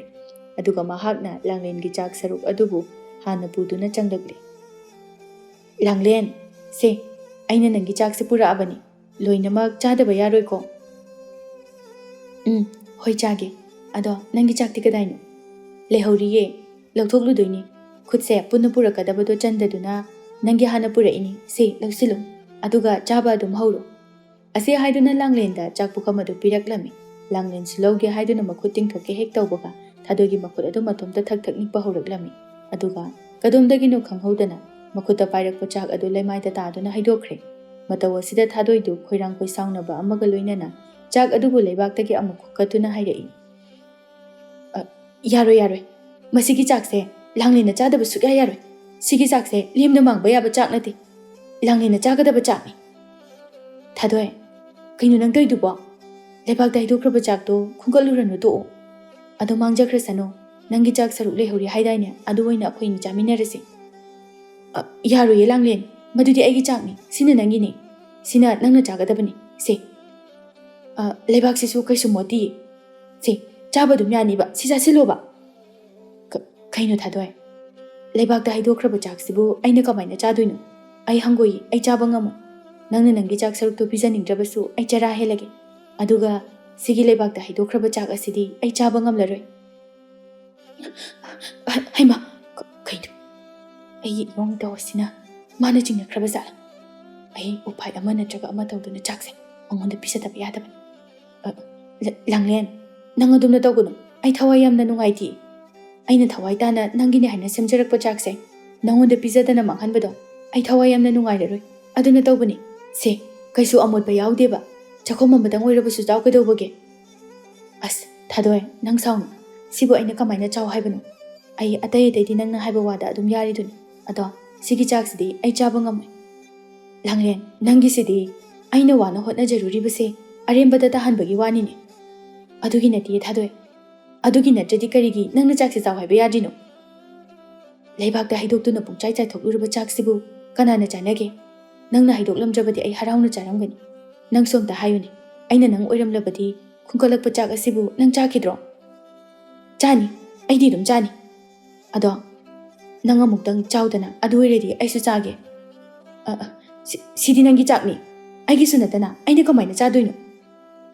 ꯊꯥꯗꯣꯏ, ꯃꯔꯩ ꯇꯧꯅꯒꯨꯝꯁꯤ, ꯀꯗꯥꯏ ꯆꯥꯛꯇꯣ ꯄꯤꯔꯛꯑꯣ, ꯑꯩ ꯍꯩꯗꯣꯛꯎꯔꯒꯦ꯫ ꯌꯥꯔꯦ, ꯑꯩ ꯑꯗꯨꯝ ꯍꯩꯗꯣꯛꯆꯧꯔꯒꯦ꯫ ꯑꯁꯤ ꯍꯥꯏꯗꯨꯅ ꯁꯥꯎꯅ ꯊꯣꯛꯈꯤꯔꯝꯃꯤ꯫ ꯃꯥꯒꯤ ꯃꯑꯣꯡ ꯃꯇꯧ ꯑꯁꯤꯗ ꯂꯥꯡꯂꯦꯟꯁꯨ ꯈꯔ ꯃꯈꯩꯗꯤ ꯉꯛꯄ ꯐꯥꯎꯔꯝꯃꯤ, ꯑꯗꯨꯕꯨ ꯃꯍꯥꯛꯅ ꯊꯥꯗꯣꯏꯕꯨ ꯀꯥ ꯍꯦꯟꯅ ꯊꯥꯖꯈꯤꯕ ꯑꯗꯨꯅ ꯃꯤꯀꯨꯞ ꯑꯁꯤꯗ ꯐꯥꯎꯕ ꯃꯍꯥꯛꯅ ꯊꯥꯗꯣꯏꯕꯨ ꯂꯥꯟꯅ ꯈꯟꯕ ꯇꯧꯔꯝꯗꯦ꯫ ꯆꯥꯛꯈꯨꯝꯗꯅ ꯊꯥꯗꯣꯏ ꯃꯍꯥꯛ ꯃꯇꯣꯝꯇ ꯈꯣꯏꯔꯥꯡ ꯈꯣꯏꯁꯥꯎꯅꯗꯨꯅ ꯋꯥ ꯀꯌꯥ ꯑꯃ ꯍꯥꯏꯖꯔꯝꯃꯤ꯫ ꯀꯔꯤꯅꯣ ꯑꯩꯅ ꯍꯧꯖꯤꯛ ꯇꯧꯒꯗꯧꯔꯤꯕꯁꯤꯕꯣ? ꯀꯃꯥꯏꯅ ꯆꯥꯛꯁꯦ ꯍꯩꯗꯣꯛꯈ꯭ꯔꯤꯅꯣ ꯈꯪꯗꯦꯕ? ꯅꯠꯇꯦ, ꯂꯥꯡꯂꯦꯟꯁꯤꯕꯨ ꯍꯤꯡꯆꯥꯕꯤꯒ ꯑꯣꯏꯔꯖꯥꯠꯂꯣ? ꯈꯨꯠꯀꯁꯦ ꯃꯇꯣꯝꯇ ꯊꯛ ꯊꯛ ꯅꯤꯛꯂꯛꯑꯦ ꯍꯥꯏꯕ꯫ ꯑꯁ, ꯀꯩꯅꯣ ꯑꯩꯅ ꯍꯧꯖꯤꯛ ꯃꯍꯥꯔꯥꯅꯤ ꯂꯩꯁꯅꯥꯗ ꯍꯥꯏꯗꯣꯏꯁꯤꯕꯣ? ꯃꯥꯗꯤ ꯋꯥꯈꯜ ꯌꯥꯝ ꯅꯨꯡꯉꯥꯏꯅ ꯊꯕꯛꯁꯦ ꯄꯥꯡꯊꯣꯛꯂꯝꯂꯅꯤ ꯍꯥꯏꯅ ꯂꯩꯔꯝꯕꯅꯤ꯫ ꯑꯩꯅ ꯀꯔꯤꯒꯨꯝꯕ ꯊꯕꯛ ꯑꯁꯤ ꯃꯥꯏ ꯄꯥꯛꯅ ꯄꯥꯡꯊꯣꯛꯄ ꯉꯝꯍꯧꯗ꯭ꯔꯦ ꯍꯥꯏꯔꯨꯔꯒ ꯃꯥꯅ ꯑꯩꯉꯣꯟꯗ ꯀꯔꯤ ꯇꯧꯔꯛꯀꯗꯕ? ꯑꯣꯏꯅꯤꯡꯕ ꯑꯣꯏꯁꯅꯨ, ꯄꯥꯎꯁꯦ ꯇꯝꯍꯧꯗꯕꯗꯤ ꯌꯥꯗꯦ꯫ ꯃꯁꯤꯗꯒꯤ ꯃꯍꯥꯛꯅ ꯌꯥꯝꯅ ꯊꯨꯅ ꯂꯩꯁꯅꯥꯒꯤ ꯃꯅꯥꯛꯇ ꯂꯥꯛꯇꯨꯅ ꯄꯥꯎ ꯑꯁꯤ ꯇꯝꯂꯔꯦ꯫ ꯂꯩꯁꯅꯥꯅ ꯌꯥꯝꯅ ꯁꯥꯎꯅ ꯍꯥꯏꯔꯛꯏ, "ꯅꯠꯇꯦ, ꯑꯗꯨꯛ ꯂꯨꯕ ꯊꯕꯛ ꯑꯗꯨꯕꯨ ꯅꯪꯅ ꯑꯗꯨꯛ ꯌꯥꯝꯅ ꯆꯦꯛꯁꯤꯟꯗ꯭ꯔꯤꯕ ꯀꯔꯤꯒꯤꯅꯣ? ꯅꯪꯉꯣꯟꯗ ꯊꯥꯖꯕ ꯊꯝꯂꯨꯔꯤꯕ ꯑꯩꯁꯦ ꯑꯁꯣꯏꯕ ꯑꯣꯏꯒꯗꯧꯔꯤ, ꯑꯩꯁꯨ ꯌꯥꯎꯅꯅꯦ ꯃꯤꯃꯥꯡꯗ ꯐꯣꯡꯂꯛꯀꯗꯧꯔꯤ ꯅꯪꯒꯤꯗꯣ꯫ ꯃꯍꯥꯔꯥꯅꯤ, ꯑꯃꯨꯛꯇ ꯁꯥꯎꯕꯤꯈꯤꯅꯨ, ꯑꯩꯁꯨ ꯀꯔꯝꯅ ꯆꯥꯛ ꯑꯗꯣ ꯍꯩꯗꯣꯛꯈ꯭ꯔꯤꯕꯅꯣ ꯍꯥꯏꯕ ꯈꯪꯍꯧꯗꯦ, ꯈꯨꯠꯁꯦ ꯃꯇꯣꯝꯇ ꯅꯤꯛꯂꯛꯄꯅꯤ꯫ ꯍꯩ, ꯇꯥꯅꯤꯡꯗꯦ, ꯅꯪꯒꯤ ꯅꯈꯨꯠ ꯑꯗꯨꯕꯨ ꯅꯪꯅ ꯅꯤꯛꯇꯅ ꯀꯅꯥꯅ ꯅꯤꯛꯂꯛꯀꯗꯧꯔꯤꯕꯅꯣ? ꯊꯕꯛꯇꯣ ꯇꯧꯕꯗ ꯅꯪꯅ ꯅꯁꯥꯗ ꯀꯤꯊꯤ ꯀꯤꯔꯨꯝ ꯇꯧꯔꯝꯒꯅꯤ, ꯑꯗꯨꯅ ꯅꯈꯨꯠ ꯑꯗꯨ ꯅꯤꯛꯂꯤꯕꯅꯤ꯫ ꯑꯩꯅ ꯑꯁꯨꯛ ꯋꯥꯅ ꯍꯣꯠꯅꯖꯔꯨꯔꯤꯕꯁꯦ ꯅꯪꯅ ꯑꯔꯦꯝꯕꯗ ꯂꯣꯏꯅ ꯇꯥꯍꯜꯂꯤ꯫ ꯃꯍꯥꯔꯥꯅꯤ, ꯍꯟꯗꯛꯀꯤ ꯃꯇꯥꯡꯁꯤꯃꯇꯪꯗꯤ ꯑꯩꯕꯨ ꯑꯃꯨꯛꯇ ꯉꯥꯛꯄꯤꯌꯨ, ꯃꯇꯨꯡꯗꯗꯤ ꯑꯩ ꯁꯣꯏꯍꯟꯖꯔꯔꯣꯏ꯫ ꯃꯁꯤꯗꯤ ꯃꯤꯅꯥꯏ ꯅꯨꯄꯤ ꯑꯁꯤꯅ ꯇꯧꯔꯤꯁꯦ ꯑꯩꯁꯦ ꯈꯣꯏꯗꯧꯒ ꯁꯥꯎꯅꯤꯡꯕꯅ ꯄ꯭ꯔꯣꯛ ꯄ꯭ꯔꯣꯛ ꯆꯥꯛꯍꯜꯂꯦꯗ꯫ ꯑꯗꯨꯕꯨꯅꯦ, ꯑꯩꯅ ꯍꯧꯖꯤꯛ ꯁꯥꯎꯅꯤꯡꯉꯦ ꯍꯥꯏꯗꯨꯅ ꯃꯉꯣꯟꯗ ꯆꯩꯔꯨ ꯉꯥꯡꯂꯨꯕ ꯊꯤꯅ ꯇꯧꯔꯨꯕ ꯌꯥꯔꯣꯏ꯫ ꯑꯩꯒꯤ ꯊꯕꯛ ꯃꯥꯏ ꯄꯥꯛꯇ꯭ꯔꯤ, ꯑꯗꯨꯅ ꯊꯕꯛ ꯑꯁꯦ ꯃꯥꯏ ꯄꯥꯛꯇ꯭ꯔꯤꯕ ꯐꯥꯎꯕꯗꯤ ꯃꯥꯕꯨ ꯊꯦꯝꯅꯧꯗꯨꯅ ꯁꯤꯖꯤꯟꯅꯗꯕ ꯌꯥꯔꯣꯏ꯫ ꯐꯔꯦ, ꯊꯥꯗꯣꯏ, ꯁꯣꯏꯈ꯭ꯔꯕꯗꯤ ꯁꯣꯏꯈ꯭ꯔꯦ꯫ ꯍꯣꯔꯦꯟꯁꯦ ꯅꯪꯅ ꯂꯦꯝꯍꯧꯔꯤꯕ ꯍꯤꯗꯥꯛ ꯑꯗꯣ ꯃꯥꯒꯤ ꯆꯥꯛꯇ ꯍꯥꯞꯄꯨ, ꯑꯗꯨꯒ ꯄꯤꯖꯔꯣ꯫ ꯑꯗꯨꯒꯅꯦ, ꯍꯟꯗꯛꯇꯤ ꯁꯣꯏꯕ ꯌꯥꯔꯣꯏꯀꯣ ꯅꯪ꯫ ꯍꯤꯗꯥꯛꯇꯨꯗꯤ ꯑꯩꯅ ꯂꯣꯏꯅ ꯍꯥꯞꯆꯟꯊꯣꯛꯈ꯭ꯔꯦ, ꯑꯝꯇ ꯂꯦꯝꯍꯧꯗ꯭ꯔꯦ꯫ ꯍꯥ? ꯀꯔꯤ ꯍꯥꯏꯕ? ꯑꯩꯅ ꯍꯤꯗꯥꯛꯇꯣ 3ꯂꯛꯈꯛ ꯍꯥꯞꯄꯨ ꯍꯥꯏꯔꯒ ꯅꯪꯅ ꯂꯣꯏꯅ ꯍꯥꯞꯆꯤꯟꯈ꯭ꯔꯦ ꯍꯥꯏꯕ? ꯍꯣꯏ ꯃꯍꯥꯔꯥꯅꯤ, ꯍꯤꯗꯥꯛ ꯑꯗꯣ ꯂꯦꯝꯕꯗꯨꯗ ꯀꯔꯤ ꯀꯥꯟꯅꯗꯣꯏꯅꯣ ꯍꯥꯏꯗꯨꯅ ꯑꯩꯅ ꯍꯥꯞꯆꯤꯟꯊꯣꯛꯈ꯭ꯔꯦ꯫ ꯑꯁ, ꯑꯩꯁꯦ ꯑꯣꯟꯊꯣꯛꯄ ꯅꯨꯄꯤ ꯑꯃꯗ ꯊꯕꯛ ꯑꯁꯦ ꯍꯦꯛ ꯁꯤꯟꯅꯔꯨꯏꯗ꯫ ꯍꯣ, ꯐꯔꯦ ꯐꯔꯦ, ꯑꯗꯨꯗꯤꯅꯦ ꯊꯥꯗꯣꯏ, ꯅꯪ ꯑꯩꯒꯤ ꯊꯕꯛ ꯑꯃꯇꯪꯒ ꯇꯧꯗꯕ ꯌꯥꯗꯦ꯫ ꯀꯔꯤꯒꯨꯝꯕ ꯍꯟꯗꯛ ꯑꯃꯨꯛꯀ ꯅꯪꯅ ꯊꯕꯛ ꯑꯁꯤ ꯁꯣꯏꯔꯛꯂꯕ, ꯍꯟꯗꯛꯇꯤ ꯑꯩ ꯅꯪꯕꯨ ꯉꯥꯛꯄꯤꯕ ꯁꯨꯛꯉꯝ ꯉꯝꯃꯣꯏ꯫ ꯃꯍꯥꯔꯥꯅꯤ, ꯑꯩ ꯍꯟꯗꯛꯇꯤ ꯁꯣꯏꯍꯟꯖꯔꯔꯣꯏ꯫ Soidanabasꯨ ꯇꯧꯖꯒꯦ ꯍꯥꯏꯕꯤꯌꯨ ꯀꯔꯤ ꯊꯕꯛꯅꯣ ꯑꯩ ꯇꯧꯖꯒꯦ ꯍꯥꯏꯒꯦ ꯌꯦꯡꯉꯣꯏ ꯅꯪꯅꯅꯦ ꯂꯥꯡꯂꯦꯟꯒꯤ ꯃꯁꯝ ꯈꯔꯅꯦ ꯂꯣꯟꯅ ꯀꯛꯂꯒ ꯄꯨꯔꯛꯎ ꯑꯗꯨꯒꯅꯦ ꯃꯥꯅ ꯁꯦꯠꯅꯅꯕ ꯐꯅꯦꯛ ꯑꯃꯁꯨ ꯁꯝꯗꯨꯒ ꯂꯣꯏꯅꯅ ꯄꯨꯔꯛꯀꯗꯕ ꯃꯗꯨꯒꯤ ꯃꯈꯥ ꯇꯥꯔꯛꯄꯗꯤꯅꯦ ꯑꯩꯅ ꯀꯣꯟꯅ ꯑꯃꯨꯛ ꯅꯪꯉꯣꯟꯗ ꯄꯥꯎ ꯄꯤꯔꯛꯀꯦ ꯍꯟꯗꯛꯀꯤ ꯑꯁꯤꯗꯤ ꯅꯪꯅ ꯁꯣꯏꯍꯟꯕ ꯌꯥꯔꯣꯏ ꯁꯣꯏꯕꯨ ꯁꯣꯏꯗ꯭ꯔꯕꯗꯤ ꯑꯩꯅ ꯍꯥꯟꯅ ꯅꯪꯉꯣꯟꯗ ꯄꯤꯒꯦ ꯍꯥꯏꯕ ꯁꯦꯟꯐꯝ ꯑꯗꯨꯗꯒꯤ ꯍꯦꯟꯅ ꯅꯪꯉꯣꯟꯗ ꯄꯤꯒꯅꯤ ꯑꯗꯨꯒ ꯀꯔꯤꯒꯨꯝꯕ ꯁꯣꯏꯕꯨ ꯍꯦꯛ ꯁꯣꯏꯔꯕ ꯅꯪ ꯍꯟꯗꯛꯇꯤ ꯑꯩꯕꯨ ꯋꯥꯔꯧꯒꯅꯨ ꯆꯠꯂꯣ ꯆꯠꯂꯣ ꯑꯩꯅ ꯍꯥꯏꯔꯤꯕ ꯄꯣꯠꯁꯛ ꯑꯗꯣ ꯍꯥꯟꯅ ꯑꯃꯨꯛꯇ ꯄꯨꯔꯛꯎ ꯆꯠꯂꯣ ꯍꯣꯏ ꯃꯍꯥꯔꯥꯅꯤ ꯑꯊꯨꯕ ꯃꯇꯝꯗ ꯄꯨꯔꯛꯅꯕ ꯇꯧꯖꯒꯦ ꯑꯁꯤ ꯍꯥꯏꯔꯝꯂꯒ ꯃꯍꯥꯛ ꯊꯣꯔꯛꯂꯝꯃꯤ ꯑꯗꯨꯒ ꯑꯃꯨꯛ ꯃꯇꯣꯝꯇ ꯈꯟꯖꯩ ꯎꯄꯥꯏ ꯑꯃꯗꯤ ꯂꯩꯔꯕꯅꯤꯗꯅ ꯎꯄꯥꯏ ꯑꯃ ꯀꯥꯟꯅꯗ꯭ꯔꯕꯁꯨ ꯑꯃ ꯇꯧꯗꯨꯅ ꯅꯪꯕꯨꯗꯤ ꯑꯩꯅ ꯁꯣꯏꯗꯅ ꯍꯥꯠꯀꯅꯤ ꯑꯩꯅ ꯍꯤꯡꯅꯤꯡꯉꯩ ꯅꯪꯅ ꯃꯍꯥꯔꯥꯅꯤ ꯑꯣꯏꯕꯗꯤ ꯁꯨꯛꯌꯥ ꯌꯥꯔꯣꯏ ꯂꯥꯡꯂꯦꯟ ꯑꯇꯩ ꯂꯥꯛꯏ ꯑꯩ ꯍꯥꯟꯅ ꯑꯝꯇ ꯃꯥꯒꯤ ꯃꯅꯥꯛꯇ ꯆꯠꯇꯨꯅ ꯊꯦꯝꯂꯨꯈꯤꯒꯦ ꯑꯗꯨ ꯅꯠꯇ꯭ꯔꯕꯗꯤ ꯍꯧꯖꯤꯛ ꯑꯩꯒꯤ ꯏꯌꯣꯡ ꯏꯇꯧ ꯑꯗꯨꯗ ꯃꯥꯅ ꯆꯤꯡꯅꯔꯝꯕꯁꯨ ꯌꯥꯏ ꯀꯔꯤꯒꯨꯝꯕ ꯃꯥꯅ ꯆꯤꯡꯅꯈ꯭ꯔꯕꯗꯤ ꯑꯩꯒꯤ ꯑꯅꯤꯡꯕ ꯑꯄꯥꯝꯕꯁꯦ ꯑꯃꯠꯇ ꯄꯥꯡꯊꯣꯛꯄ ꯌꯥꯔꯣꯏꯗꯧꯔꯤ ꯅꯥꯀꯜ ꯑꯃꯔꯣꯝꯗꯅ ꯂꯥꯡꯂꯦꯟ ꯃꯍꯥꯛꯀꯤ ꯂꯩꯖꯕ ꯌꯥꯝꯈꯤꯗ꯭ꯔꯕ ꯁꯦꯜ ꯈꯔ ꯑꯗꯨ ꯈꯖꯤꯛ ꯄꯨꯗꯨꯅ ꯃꯍꯥꯔꯥꯅꯤ ꯊꯥꯁꯅꯥꯒꯤ ꯃꯅꯥꯛꯇ ꯂꯥꯛꯂꯝꯃꯤ ꯍꯩꯃꯥ ꯂꯥꯡꯂꯦꯟ ꯀꯩꯗꯧꯔꯒꯦ ꯅꯪꯕꯣ ꯀꯔꯤ ꯍꯥꯏꯅꯤꯡꯒꯦ ꯃꯍꯥꯔꯥꯅꯤ ꯑꯩ ꯀꯩꯊꯦꯜ ꯐꯥꯎꯕꯗꯪ ꯆꯠꯆꯔꯨꯒꯦ ꯉꯁꯤ ꯑꯌꯨꯛꯀꯤ ꯀꯔꯤꯃꯠꯇ ꯆꯥꯗ꯭ꯔꯤ ꯑꯗꯨꯅ ꯆꯥꯅꯅꯕ ꯀꯔꯤꯒꯨꯝꯕ ꯈꯔ ꯈꯖꯤꯛꯇꯪ ꯂꯩꯖꯔꯨꯒꯦ ꯍꯣꯏ ꯍꯣꯏ ꯆꯠꯂꯨꯔꯣ ꯀꯣꯅꯨꯡꯗꯁꯨ ꯉꯁꯤꯗꯤ ꯆꯥꯛ ꯊꯣꯡꯗ꯭ꯔꯕꯅꯤꯅ ꯃꯈꯨꯠꯇ ꯁꯦꯜ ꯂꯩꯇꯕ ꯊꯕꯛ ꯁꯨꯕꯤ ꯅꯨꯄꯤ ꯈꯔꯗꯤꯅꯦ ꯋꯥꯔꯝꯃꯅꯤ ꯁꯣꯏꯗꯅ ꯀꯔꯤ ꯃꯔꯝꯕꯨ ꯂꯩꯕꯅꯣ ꯑꯩꯈꯣꯏ ꯆꯦꯁꯤꯅ ꯀꯣꯅꯨꯡꯗ ꯉꯁꯤ ꯆꯥꯛ ꯊꯣꯡꯍꯟꯗ꯭ꯔꯤꯕꯁꯤ ꯈꯪꯗꯦ ꯑꯗꯣ ꯉꯥꯏꯈꯣ ꯅꯪꯕꯨ ꯁꯦꯜ ꯀꯌꯥꯝ ꯌꯥꯎꯔꯤꯕꯒꯦ ꯃꯍꯥꯔꯥꯅꯤ ꯌꯥꯝꯕꯗꯤ ꯅꯠꯇꯦ ꯈꯔ ꯈꯖꯤꯛꯇꯤ ꯌꯥꯎꯖꯔꯤꯌꯦ ꯑꯣ ꯁꯦ ꯁꯅꯥꯒꯤ ꯁꯦꯅꯦꯛ ꯈꯔꯁꯤꯒ ꯄꯥꯏꯁꯤꯟꯈꯣ ꯑꯗꯨꯒꯅꯦ ꯅꯪꯒꯤ ꯀꯔꯤ ꯀꯔꯤꯅꯣ ꯈꯔꯁꯨ ꯂꯩꯖꯔꯛꯑꯣ ꯃꯍꯥꯔꯥꯅꯤ ꯁꯦꯜꯁꯤꯗꯤ ꯌꯥꯝꯃꯜꯂꯦ ꯈꯔ ꯈꯖꯤꯛꯇꯪ ꯑꯣꯏꯅ ꯄꯤꯕꯤꯌꯨ ꯍꯥꯏ ꯂꯥꯡꯂꯦꯟ ꯃꯁꯤꯗꯤ ꯑꯩꯅ ꯅꯪꯕꯨ ꯅꯨꯡꯁꯤꯗꯨꯅ ꯄꯤꯕꯅꯤ ꯂꯧꯁꯤꯜꯂꯨꯁꯦ ꯀꯔꯤ ꯀꯔꯤꯅꯣ ꯅꯪꯒꯤ ꯆꯥꯅꯤꯡꯕ ꯈꯜꯂꯒ ꯈꯔ ꯂꯩꯖꯔꯨꯆꯣ ꯂꯥꯡꯂꯦꯟꯁꯨ ꯍꯣꯏ ꯍꯥꯏꯗꯨꯅ ꯁꯦꯜ ꯑꯗꯨꯕꯨ ꯂꯧꯔꯨꯔꯒ ꯍꯔꯥꯎꯅ ꯀꯩꯊꯦꯜꯗ ꯆꯠꯈꯤꯔꯝꯃꯤ ꯂꯝꯕꯤ ꯆꯠꯅ ꯆꯠꯅ ꯃꯍꯥꯛꯅ ꯃꯍꯥꯔꯥꯅꯤ ꯊꯥꯁꯅꯥꯕꯨ ꯃꯊꯃꯣꯏꯗ ꯌꯥꯝꯅ ꯊꯥꯒꯠꯆꯔꯝꯃꯤ ꯑꯁꯨꯛ ꯀꯨꯏꯅ ꯃꯍꯥꯛꯅ ꯀꯣꯅꯨꯡ ꯑꯁꯤꯗ ꯂꯩꯔꯛꯄ ꯑꯁꯤ ꯃꯍꯥꯔꯥꯅꯤ ꯊꯥꯁꯅꯥ ꯑꯁꯤ ꯌꯧꯅ ꯐꯔꯝꯒꯅꯤ ꯍꯥꯏꯅ ꯃꯥ ꯈꯜꯂꯨꯗꯕꯅꯤ ꯃꯁꯤꯗꯒꯤ ꯃꯍꯥꯛꯅ ꯆꯥꯛ ꯌꯣꯟꯕ ꯄꯣꯠꯐꯝ ꯑꯃꯗ ꯆꯪꯗꯨꯅ ꯃꯍꯥꯛꯅ ꯆꯥꯅꯤꯡꯕ ꯃꯊꯦꯜ ꯈꯔ ꯈꯟꯗꯨꯅ ꯃꯕꯨꯛ ꯄꯦꯟꯕ ꯃꯈꯩ ꯆꯥꯔꯝꯃꯤ ꯑꯗꯨꯒ ꯑꯃꯨꯛꯁꯨ ꯊꯥꯗꯣꯏꯒꯤ ꯁꯔꯨꯛꯅꯤ ꯍꯥꯏꯗꯨꯅ ꯆꯥꯛꯂꯨꯛ ꯑꯃꯁꯨ ꯃꯍꯥꯛꯅ ꯂꯩꯗꯨꯅ ꯀꯣꯅꯨꯡꯗ ꯍꯜꯂꯛꯂꯝꯃꯤ ꯀꯣꯅꯨꯡ ꯍꯦꯛ ꯌꯧꯕꯒ ꯂꯩꯁꯅꯥꯒ ꯍꯥꯟꯅ ꯊꯦꯡꯅꯗꯨꯅ ꯌꯥꯝꯅ ꯁꯥꯎꯅ ꯂꯩꯁꯅꯥꯗ ꯍꯥꯏꯔꯛꯏ ꯍꯦ ꯅꯪ ꯀꯗꯥꯏ ꯆꯠꯂꯨꯏ ꯀꯅꯥꯒꯤ ꯑꯌꯥꯕ ꯌꯥꯎꯔꯒ ꯅꯪꯗꯤ ꯀꯣꯅꯨꯡ ꯑꯁꯤꯒꯤ ꯃꯄꯥꯟꯗ ꯊꯣꯛꯂꯝꯂꯤꯕ ꯍꯦ ꯍꯨꯔꯥꯟꯕꯤ ꯂꯥꯡꯂꯦꯟꯅ ꯍꯥꯏꯕ ꯅꯪꯗ꯭ꯔꯤꯉꯩ ꯀꯗꯣꯝꯗꯒꯤꯅꯣ ꯈꯪꯗꯦ ꯊꯥꯁꯅꯥꯅ ꯑꯣꯏꯅ ꯈꯨꯝꯂꯛꯏ ꯂꯥꯡꯂꯦꯟꯁꯦ ꯑꯩꯒꯤ ꯑꯌꯥꯕ ꯌꯥꯎꯔꯒ ꯆꯠꯍꯟꯈꯤꯕꯅꯤ ꯑꯩꯅ ꯊꯥꯈꯤꯕꯅꯤ ꯂꯥꯡꯂꯦꯟ ꯆꯠꯂꯣ ꯆꯠꯂꯣ ꯅꯪꯒꯤ ꯀꯥꯗ ꯆꯪꯖꯔꯣ ꯂꯥꯡꯂꯦꯟꯁꯨ ꯊꯨꯅꯃꯛ ꯆꯪꯈ꯭ꯔꯦ ꯃꯁꯤꯗꯒꯤ ꯂꯩꯁꯅꯥꯅ ꯁꯥꯎꯅ ꯍꯥꯏꯔꯛꯏ ꯑꯩꯅ ꯅꯪꯉꯣꯟꯗ ꯀꯌꯥꯔꯛ ꯍꯟꯅ ꯑꯩꯒꯤ ꯑꯌꯥꯕ ꯌꯥꯎꯗꯅ ꯑꯩꯒꯤ ꯏꯅꯥꯏ ꯅꯨꯄꯤ ꯑꯃꯠꯇ ꯀꯣꯅꯨꯡꯒꯤ ꯋꯥꯡꯃꯗ ꯊꯥꯗꯣꯛꯄ ꯌꯥꯔꯣꯏ ꯍꯥꯏꯅ ꯍꯥꯏꯕ ꯅꯠꯇ꯭ꯔꯣ ꯑꯩꯒꯤ ꯏꯄꯨꯔꯣꯏꯕꯒꯤ ꯃꯅꯥꯏꯁꯤꯡꯕꯨ ꯁꯤꯖꯤꯟꯅꯅꯤꯡꯕ ꯃꯑꯣꯡꯗ ꯁꯤꯖꯤꯟꯅꯕꯗ ꯏꯆꯦꯗꯒꯤ ꯑꯌꯥꯕ ꯂꯧꯕꯒꯤ ꯃꯊꯧ ꯇꯥꯗꯦ ꯑꯩꯁꯨ ꯃꯍꯥꯔꯥꯅꯤꯅꯤ ꯏꯅꯤꯡꯊꯧꯒꯤ ꯇꯥꯂꯣꯏ ꯑꯇꯣꯟꯕꯤ ꯑꯗꯨꯅ ꯅꯪꯒꯤ ꯑꯌꯥꯕ ꯑꯃꯨꯛ ꯉꯥꯏꯕꯒꯤ ꯃꯊꯧ ꯇꯥꯗꯦ ꯑꯩꯉꯣꯟꯗ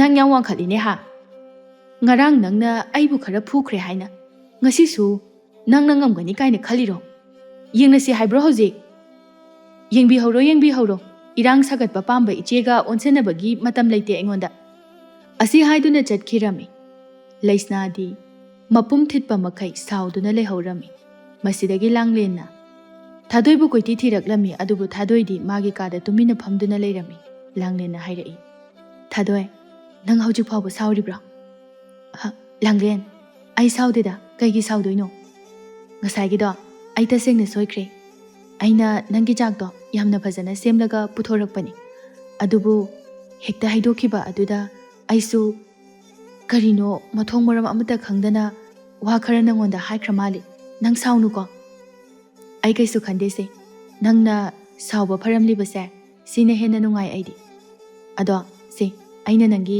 ꯆꯥꯛꯂꯨꯛ ꯑꯃ ꯀꯩꯊꯦꯜꯗꯒꯤ ꯂꯩꯔꯛꯄꯅꯤ ꯆꯥꯔꯣꯁꯦ ꯅꯪꯗꯤ ꯀꯗꯥꯏꯗꯒꯤ ꯁꯦꯜꯅ ꯂꯩꯔꯛꯏꯕ ꯅꯪꯕꯨ ꯁꯦꯜ ꯌꯥꯝꯅ ꯂꯩꯇꯦ ꯍꯥꯏꯕꯗꯥꯏꯅꯦ ꯂꯩꯇꯤꯌꯦ ꯑꯗꯣ ꯑꯔꯩꯕ ꯈꯔꯗꯨꯅ ꯀꯣꯟꯅꯅꯕ ꯁꯤꯜꯂꯛꯏꯅꯤ ꯑꯩꯗꯤ ꯆꯥꯔꯛꯑꯦ ꯅꯪꯁꯨ ꯆꯥꯊꯣꯛꯑꯣ ꯊꯥꯗꯣꯏꯁꯨ ꯍꯣꯏ ꯍꯥꯏꯗꯨꯅ ꯂꯥꯡꯂꯦꯟꯅ ꯄꯨꯔꯛꯂꯤꯕ ꯆꯥꯛ ꯑꯗꯨꯕꯨ ꯆꯥꯔꯝꯃꯤ ꯑꯁꯨꯝꯅ ꯅꯨꯃꯤꯠ ꯑꯗꯨ ꯍꯧꯈꯤꯕꯅ ꯑꯍꯤꯡꯒꯤ ꯃꯇꯝ ꯑꯣꯏꯔꯛꯂꯝꯃꯤ꯫ ꯊꯥꯗꯣꯏ ꯀꯣꯅꯨꯡꯗ ꯂꯩꯔꯤꯕ ꯃꯤꯅꯥꯏ ꯅꯨꯄꯤ ꯃꯌꯥꯝꯅ ꯂꯣꯏꯅ ꯇꯨꯝꯅ ꯍꯤꯞꯅꯈꯤꯕ ꯃꯇꯝ ꯉꯥꯏꯗꯨꯅ ꯃꯤꯆꯤꯛ ꯃꯤꯔꯥꯎꯈꯣꯜ ꯇꯥꯗ꯭ꯔꯕ ꯃꯇꯝ ꯑꯗꯨꯗ ꯂꯥꯡꯂꯦꯟꯒꯤ ꯃꯅꯥꯛꯇ ꯌꯥꯝꯅ ꯂꯣꯟꯅ ꯆꯪꯂꯛꯂꯝꯃꯤ ꯑꯗꯨꯒ ꯏꯁꯤꯁꯤꯅ ꯇꯨꯝꯂꯤꯕꯤ ꯂꯥꯡꯂꯦꯟꯒꯤ ꯃꯁꯝ ꯑꯗꯨ ꯃꯍꯥꯛꯅ ꯈꯔ ꯂꯣꯟꯅ ꯀꯛꯊꯠꯂꯝꯃꯤ꯫ ꯑꯗꯨꯒ ꯂꯥꯡꯂꯦꯟꯒꯤ ꯐꯤꯔꯣꯜ ꯍꯥꯞꯄ ꯈꯥꯎ ꯃꯅꯨꯡꯗꯒꯤ ꯃꯍꯥꯛꯅ ꯌꯥꯝꯅ ꯄꯥꯝꯅ ꯁꯦꯠꯆꯕ ꯐꯅꯦꯛ ꯑꯃꯁꯨ ꯍꯨꯔꯥꯟꯗꯨꯅ ꯊꯣꯔꯛꯂꯤ꯫ ꯌꯥꯝꯅ ꯊꯨꯅꯃꯛ ꯃꯍꯥꯔꯥꯅꯤ ꯂꯩꯁꯅꯥꯒꯤ ꯀꯥꯗ ꯂꯥꯛꯇꯨꯅ ꯀꯥꯒꯤ ꯊꯣꯡ ꯑꯗꯨ ꯇꯞꯅ ꯊꯤꯜꯂꯤ꯫ ꯃꯍꯥꯔꯥꯅꯤ, ꯃꯍꯥꯔꯥꯅꯤ, ꯇꯥꯕꯤꯔꯤꯕ꯭ꯔꯣ? ꯑꯦ, ꯀꯅꯥꯅꯣꯅꯦ ꯑꯍꯤꯡꯁꯤꯗ ꯑꯩꯕꯨ ꯀꯧꯔꯛꯏꯁꯤꯕꯣ? ꯍꯥꯏ, ꯅꯪ ꯀꯅꯥꯅꯣ? ꯃꯍꯥꯔꯥꯅꯤ, ꯑꯩꯅꯤ, ꯊꯥꯗꯣꯏꯅꯤ꯫ ꯈꯣꯟꯖꯦꯜ ꯑꯗꯨ ꯋꯥꯡꯈꯠꯄꯤꯒꯅꯨ, ꯈꯔ ꯇꯞꯅ ꯉꯥꯡꯕꯤꯌꯨ, ꯊꯣꯡꯁꯦ ꯑꯝꯇ ꯍꯥꯡꯗꯣꯛꯄꯤꯌꯨ꯫ ꯑꯣ, ꯊꯥꯗꯣꯏ, ꯅꯪ ꯑꯣꯏꯔꯦ꯫ ꯑꯩ ꯊꯣꯔꯛꯑꯦ꯫ ꯍꯥꯏ, ꯂꯥꯎ, ꯆꯪꯉꯛꯎ ꯂꯥꯎ꯫ ꯍꯣꯏ ꯃꯍꯥꯔꯥꯅꯤ, ꯑꯗꯣ ꯁꯦ ꯃꯍꯥꯔꯥꯅꯤꯅ ꯍꯥꯏꯕ ꯂꯥꯡꯂꯦꯟꯒꯤ ꯃꯁꯝꯒ ꯃꯥꯅ ꯁꯦꯠꯅꯅꯕ ꯐꯅꯦꯛꯀ ꯍꯥꯏꯕꯗꯣ ꯑꯩꯅ ꯍꯧꯖꯤꯛ ꯑꯍꯤꯡ ꯑꯣꯏꯔꯤꯉꯩꯁꯤꯗ ꯍꯨꯔꯥꯟꯗꯨꯅ ꯍꯦꯛꯇ ꯄꯨꯔꯛꯑꯕꯅꯤ꯫ ꯐꯔꯦꯗꯀꯣ ꯊꯥꯗꯣꯏ, ꯅꯪꯗꯤ ꯑꯩꯅ ꯂꯨꯅ ꯊꯣꯛꯀꯅꯤ ꯈꯟꯕ ꯊꯕꯛꯁꯤ ꯏꯔꯥꯏ ꯂꯥꯏꯅ ꯍꯦꯛꯇ ꯇꯧꯕ ꯉꯝꯃꯤꯅꯦ꯫ ꯐꯔꯦ, ꯑꯗꯨꯗꯤꯅꯦ ꯅꯪ ꯆꯠꯂꯣ, ꯑꯩ ꯊꯕꯛꯁꯦ ꯂꯣꯏꯁꯤꯜꯂꯒ ꯅꯪꯉꯣꯟꯗ ꯄꯥꯎ ꯐꯥꯎꯔꯛꯑꯒꯦ꯫ ꯑꯗꯣ ꯉꯥꯏꯈꯣ, ꯅꯪꯕꯨ ꯅꯪꯒꯤ ꯑꯋꯥꯃꯜ ꯑꯗꯨꯒꯤ ꯇꯪꯈꯥꯏ ꯑꯃ ꯍꯥꯟꯅ ꯄꯥꯏꯈ꯭ꯔꯒꯦ ꯍꯥꯏꯕ꯭ꯔꯣ?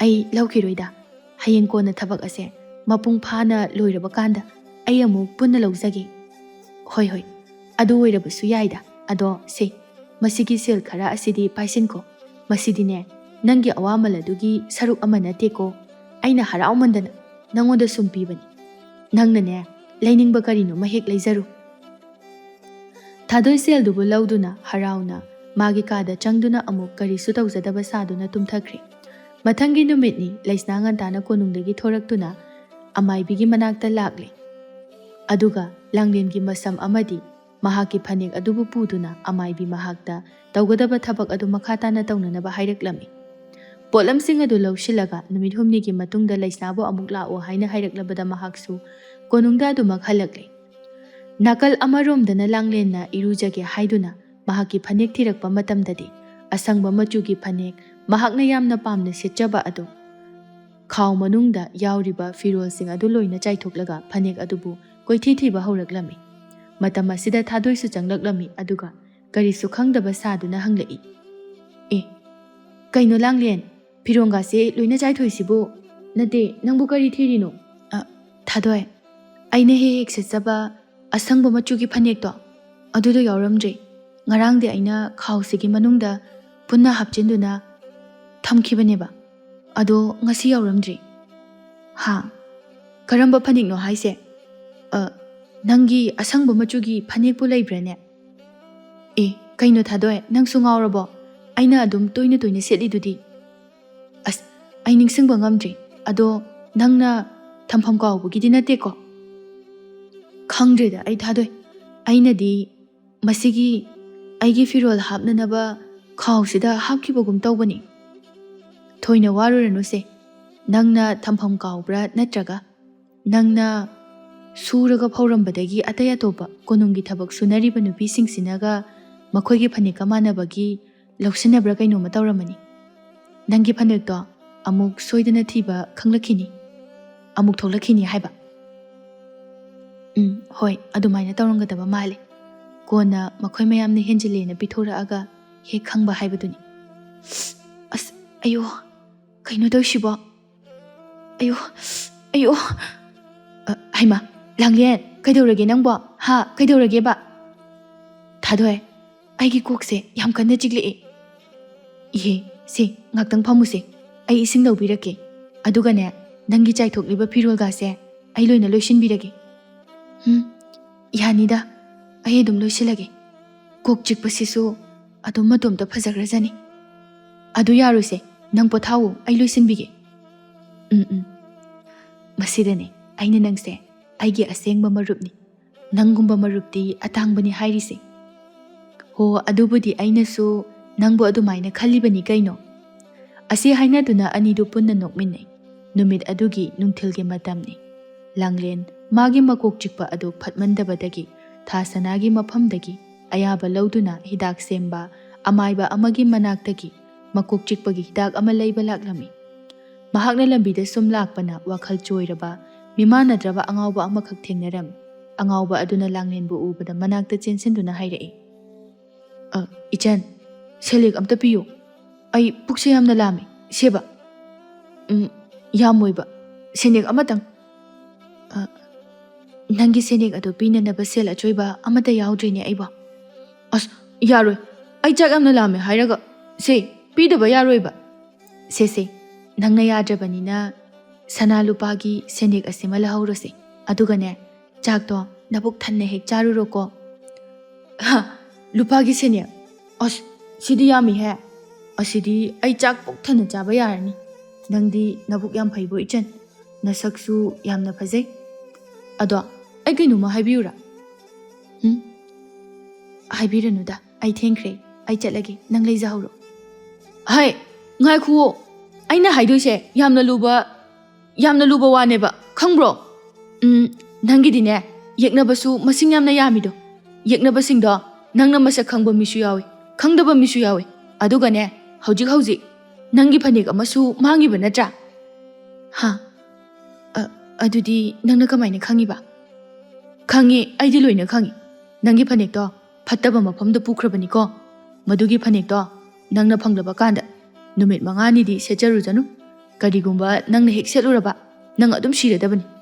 ꯅꯪꯅ ꯁꯦꯠꯀꯦ ꯍꯥꯏꯔꯒꯅꯅꯦ, ꯅꯨꯃꯤꯠ 5ꯅꯤ ꯂꯩꯔꯒ 6ꯅꯤ ꯁꯨꯕ ꯅꯨꯃꯤꯠꯇ ꯁꯦꯠꯂꯣ. ꯂꯥꯡꯂꯦꯟꯗꯤ ꯋꯥꯈꯜ ꯆꯣꯏꯔꯕ ꯑꯉꯥꯎꯕꯗꯨꯅ ꯉꯥꯡꯂꯤꯕ ꯃꯌꯥꯝ ꯑꯗꯨ ꯃꯁꯥꯗꯨ ꯄꯨꯡꯉꯛ ꯉꯛꯆꯔꯝꯃꯤ. ꯑꯗꯨꯒ ꯃꯈꯥ ꯇꯥꯅ ꯀꯅꯥꯅ ꯃꯥꯒꯤ ꯐꯅꯦꯛ ꯑꯗꯨꯕꯨ ꯄꯨꯗꯨꯅ ꯆꯠꯂꯤꯕꯅꯣ ꯍꯥꯏꯅ ꯍꯪꯂꯝꯃꯤ. ꯑꯗꯨꯕꯨ ꯑꯉꯥꯎꯕ ꯑꯗꯨꯗꯤ ꯄꯥꯈꯨꯝ ꯑꯃꯠꯇ ꯄꯤꯔꯝꯗꯅ ꯃꯇꯣꯝꯇ ꯅꯣꯛꯇꯨꯅ ꯑꯗꯨꯃꯛ ꯆꯠꯈ꯭ꯔꯦ. ꯃꯁꯤꯗꯒꯤ ꯂꯥꯡꯂꯦꯟꯅ ꯀꯣꯅꯨꯡꯗ ꯑꯃꯨꯛ ꯍꯜꯂꯛꯇꯨꯅ ꯉꯁꯥꯏ ꯑꯉꯥꯎꯕ ꯑꯗꯨꯒ ꯊꯦꯡꯅꯔꯛꯈꯤꯕ ꯑꯗꯨꯒ ꯃꯍꯥꯛꯅ ꯃꯥꯒꯤ ꯃꯥꯡꯈ꯭ꯔꯕ ꯐꯅꯦꯛ ꯑꯗꯨꯒꯤ ꯃꯔꯝꯗ ꯍꯥꯏꯔꯛꯈꯤꯕ ꯄꯨꯝꯕ ꯊꯥꯗꯣꯏꯗ ꯂꯤꯔꯝꯃꯤ. ꯊꯥꯗꯣꯏꯅ ꯂꯥꯡꯂꯦꯟꯒꯤ ꯋꯥꯈꯜ ꯑꯗꯨ ꯂꯥꯏꯊꯣꯛꯅꯕ ꯍꯥꯏꯗꯨꯅ ꯅꯣꯛꯂꯒ ꯍꯥꯏꯔꯛꯏ, ꯍꯩꯃꯥ, ꯀꯗꯥꯏꯗꯒꯤ ꯑꯉꯥꯎꯕꯅꯣꯅꯦ ꯑꯗꯨꯕꯣ? ꯑꯣꯟꯊꯣꯛꯄ ꯋꯥ ꯉꯥꯛꯇ ꯍꯦꯛ ꯍꯥꯏꯔꯛꯏ. ꯅꯠꯇꯦ ꯂꯥꯡꯂꯦꯟ, ꯑꯗꯨꯒꯤ ꯑꯉꯥꯎꯕ ꯑꯗꯨꯕꯨ ꯂꯥꯏꯒ ꯑꯣꯏꯔꯖꯥꯠꯂꯣ ꯍꯥꯏꯕ? ꯑꯩꯗꯤ ꯅꯣꯛꯅꯤꯡꯕꯅ ꯂꯣꯏꯔꯦ. ꯃꯥꯒꯤꯗꯣ ꯄꯉꯥꯡꯗ ꯉꯥꯡꯕꯗ ꯅꯪꯒꯤ ꯐꯅꯦꯛ ꯃꯥꯡꯈꯤꯕꯗꯨꯒ ꯃꯄꯥ ꯍꯦꯛ ꯆꯥꯅꯔꯨꯕ ꯑꯣꯏꯔꯤꯅꯤ. ꯑꯩꯁꯨ ꯑꯗꯨꯃꯥꯏꯅ ꯈꯜꯂꯤꯅꯤ. ꯑꯗꯨ ꯅꯠꯇ꯭ꯔꯒꯅ ꯀꯃꯥꯏꯅ ꯑꯉꯥꯎꯕꯗꯨꯅ ꯑꯩꯒꯤ ꯃꯔꯝꯗ ꯈꯪꯗꯣꯏꯅꯣꯕ? ꯍꯣꯏ, ꯑꯗꯨꯅꯤ ꯍꯥꯏꯁꯦ. ꯑꯗꯣ ꯅꯪꯕꯨ ꯀꯣꯛ ꯆꯤꯛꯄꯁꯨ ꯈꯔ ꯐꯔꯕ꯭ꯔꯕ? ꯍꯤꯗꯥꯛ ꯆꯥꯈꯤꯕꯗꯣ ꯑꯗꯨꯗꯒꯤ ꯈꯔ ꯐꯔꯤ. ꯑꯁꯨꯝꯅ ꯅꯨꯃꯤꯠ 8 ꯑꯃꯁꯨ ꯍꯧꯈ꯭ꯔꯦ. ꯉꯁꯤꯗꯤ ꯂꯩꯁꯅꯥꯗꯨ ꯉꯟꯇꯥꯅ ꯍꯦꯛꯇ ꯃꯥꯏꯕꯤꯒꯤ ꯃꯅꯥꯛꯇ ꯂꯥꯛꯂꯦ. ꯍꯧꯖꯤꯛ ꯃꯍꯥꯛꯅ ꯇꯁꯦꯡꯅ ꯂꯥꯡꯂꯦꯟꯕꯨ ꯍꯥꯠꯅꯤꯡꯕꯅ ꯉꯥꯏ ꯉꯝꯗ꯭ꯔꯕꯅꯤ. ꯑꯗꯨꯅ ꯑꯌꯨꯛ ꯑꯣꯏꯔꯕꯁꯨ ꯉꯟꯇꯥꯅ ꯍꯦꯛꯇ ꯃꯥꯒꯤ ꯃꯅꯥꯛꯇ ꯂꯥꯛꯂꯤꯕꯅꯤ. ꯃꯍꯥꯛꯅ ꯂꯥꯛꯂꯤꯕ ꯑꯗꯨ ꯎꯕꯗ ꯑꯃꯥꯏꯕꯤ ꯑꯗꯨꯅ ꯂꯥꯡꯂꯦꯟꯒꯤ ꯐꯅꯦꯛ ꯑꯗꯨꯕꯨ ꯈꯥꯎ ꯑꯃꯗ ꯌꯣꯝꯗꯨꯅ ꯄꯨꯊꯣꯔꯛꯂꯝꯃꯤ. ꯑꯗꯨꯒ ꯂꯩꯁꯅꯥꯗ ꯄꯤꯗꯨꯅ ꯍꯥꯏꯔꯛꯏ, ꯁꯦ, ꯂꯧꯁꯤꯜꯂꯨꯁꯦ. ꯑꯗꯨꯒꯅꯦ, ꯃꯁꯤꯒꯤ ꯐꯅꯦꯛ ꯑꯁꯤ ꯅꯨꯃꯤꯠ 8ꯅꯤꯒꯤ ꯃꯅꯨꯡꯗ ꯂꯥꯡꯂꯦꯟꯗ ꯁꯦꯠꯍꯟꯒꯗꯕꯅꯤ. ꯀꯔꯤꯒꯨꯝꯕ ꯅꯨꯃꯤꯠ 8ꯕꯨ ꯍꯦꯛ ꯍꯦꯟꯗꯣꯛꯈ꯭ꯔꯕ ꯃꯥꯒꯤ ꯃꯍꯨ ꯃꯌꯥꯏ ꯆꯥꯝꯈ꯭ꯔꯒꯅꯤ. ꯑꯗꯨꯅꯅꯦ, ꯀꯔꯤꯁꯨ ꯀꯥꯟꯅꯕ ꯐꯪꯂꯣꯏꯀꯣ. ꯍꯣꯏ ꯏꯃꯥ ꯑꯃꯥꯏꯕꯤ. ꯑꯗꯨꯗꯤ ꯏꯃꯥ ꯑꯃꯥꯏꯕꯤ, ꯐꯅꯦꯛ ꯑꯁꯤ ꯁꯦꯠꯄꯒ ꯃꯍꯥꯛ ꯑꯁꯤ ꯀꯌꯥꯝ ꯀꯨꯏꯅ ꯂꯩꯔꯒ ꯁꯤꯒꯗꯧꯔꯤꯕꯅꯣ? ꯀꯨꯏꯔꯣꯏꯗ, ꯄꯨꯡꯈꯥꯏ ꯐꯥꯔꯣꯏꯁꯦ. ꯍꯦꯛ ꯁꯦꯠꯄꯒꯅꯦ, ꯑꯗꯨꯝ ꯃꯇꯣꯝꯇ ꯕꯣꯝ ꯂꯥꯎꯅ ꯇꯨꯔꯒ ꯁꯤꯔꯗꯕꯅꯤ. ꯑꯗꯨꯒꯅꯦ, ꯋꯥꯐꯝ ꯑꯃꯅ, ꯐꯅꯦꯛ ꯑꯁꯤ ꯂꯥꯡꯂꯦꯟꯅ ꯁꯦꯠꯄ ꯈꯛꯇꯗ ꯁꯤꯒꯗꯕ ꯅꯠꯇꯦ. ꯃꯥ ꯅꯠꯇꯕ ꯑꯇꯣꯞꯄ ꯃꯤ ꯑꯃꯅ ꯁꯦꯠꯂꯨꯔꯕꯁꯨ ꯃꯤꯗꯣ ꯁꯤꯒꯗꯧꯔꯤꯕꯅꯤ. ꯌꯥꯝꯅ ꯆꯦꯛꯁꯤꯜꯂꯨ. ꯍꯣꯏ ꯏꯃꯥ ꯑꯃꯥꯏꯕꯤ, ꯌꯥꯝ ꯅꯨꯡꯉꯥꯏꯖꯔꯦ. ꯑꯗꯨꯗꯤ ꯁꯦ, ꯁꯅꯥꯒꯤ ꯁꯦꯅꯦꯛ ꯈꯔꯁꯦ ꯄꯥꯏꯕꯤꯍꯧꯔꯣ. ꯅꯆꯥ ꯑꯃꯨꯛ ꯆꯠꯆꯔꯨꯈꯤꯒꯦ. ꯆꯠꯂꯣ. ꯍꯟꯗꯛꯇꯤꯅꯦ, ꯃꯥꯏ ꯄꯥꯛꯄ ꯑꯣꯏꯔꯣ. ꯄꯥꯛꯅꯕꯁꯨ ꯇꯧ. ꯃꯁꯤ ꯅꯠꯇꯅꯅꯦ, ꯑꯇꯣꯞꯄ ꯎꯄꯥꯏ ꯑꯃꯠꯇ ꯂꯩꯇ꯭ꯔꯕꯅꯤꯀꯣ ꯏꯃꯥꯗ. ꯍꯣꯏ ꯏꯃꯥ ꯑꯃꯥꯏꯕꯤ, ꯍꯟꯗꯛꯇꯤ ꯁꯣꯏꯗꯅ ꯇꯧꯖꯔꯒꯦ. ꯅꯥꯀꯜ ꯑꯃꯔꯣꯝꯗꯅ ꯂꯥꯡꯂꯦꯟꯅ ꯃꯍꯥꯛꯀꯤ ꯄꯤꯕꯨꯛꯅꯨꯡꯗ ꯌꯥꯎꯔꯤꯕ ꯑꯉꯥꯡ ꯑꯁꯤꯒꯤ ꯃꯄꯥ ꯅꯤꯡꯊꯧ ꯄꯣꯏꯔꯩꯅꯤ ꯍꯥꯏꯅ ꯍꯥꯏꯈꯤꯕ ꯑꯗꯨꯅ ꯃꯔꯝ ꯑꯣꯏꯔꯒ ꯋꯥꯐꯝ ꯑꯁꯤ ꯂꯩꯕꯥꯛ ꯁꯤꯟꯕ ꯊꯨꯡꯅ ꯁꯟꯗꯣꯔꯛꯂꯝꯃꯤ.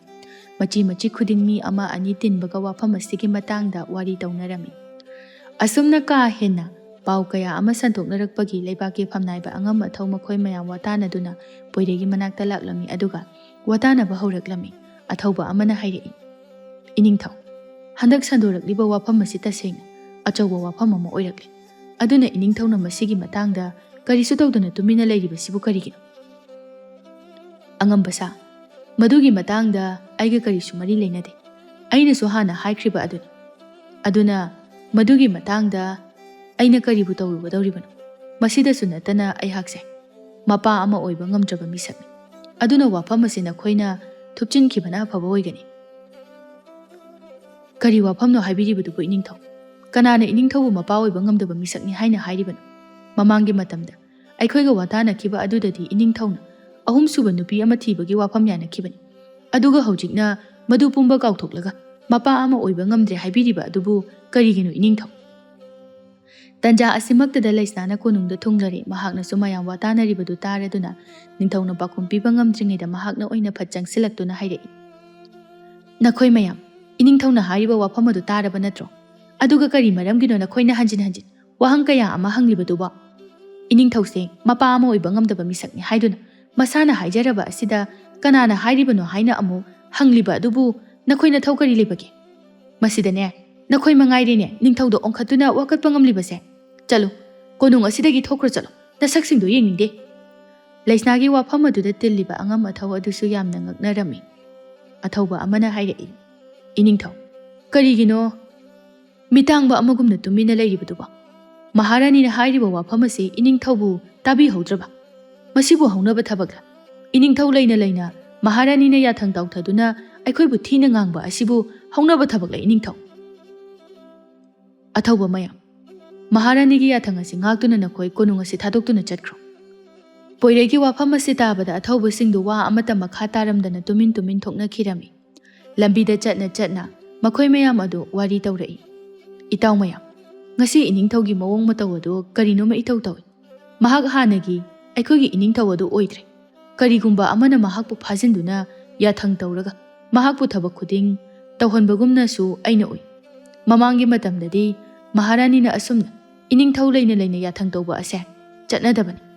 Adubu ngasi tawriba mataw asidi ai tasengna ngakpa phawi. Hoine itaw aisu khalibani.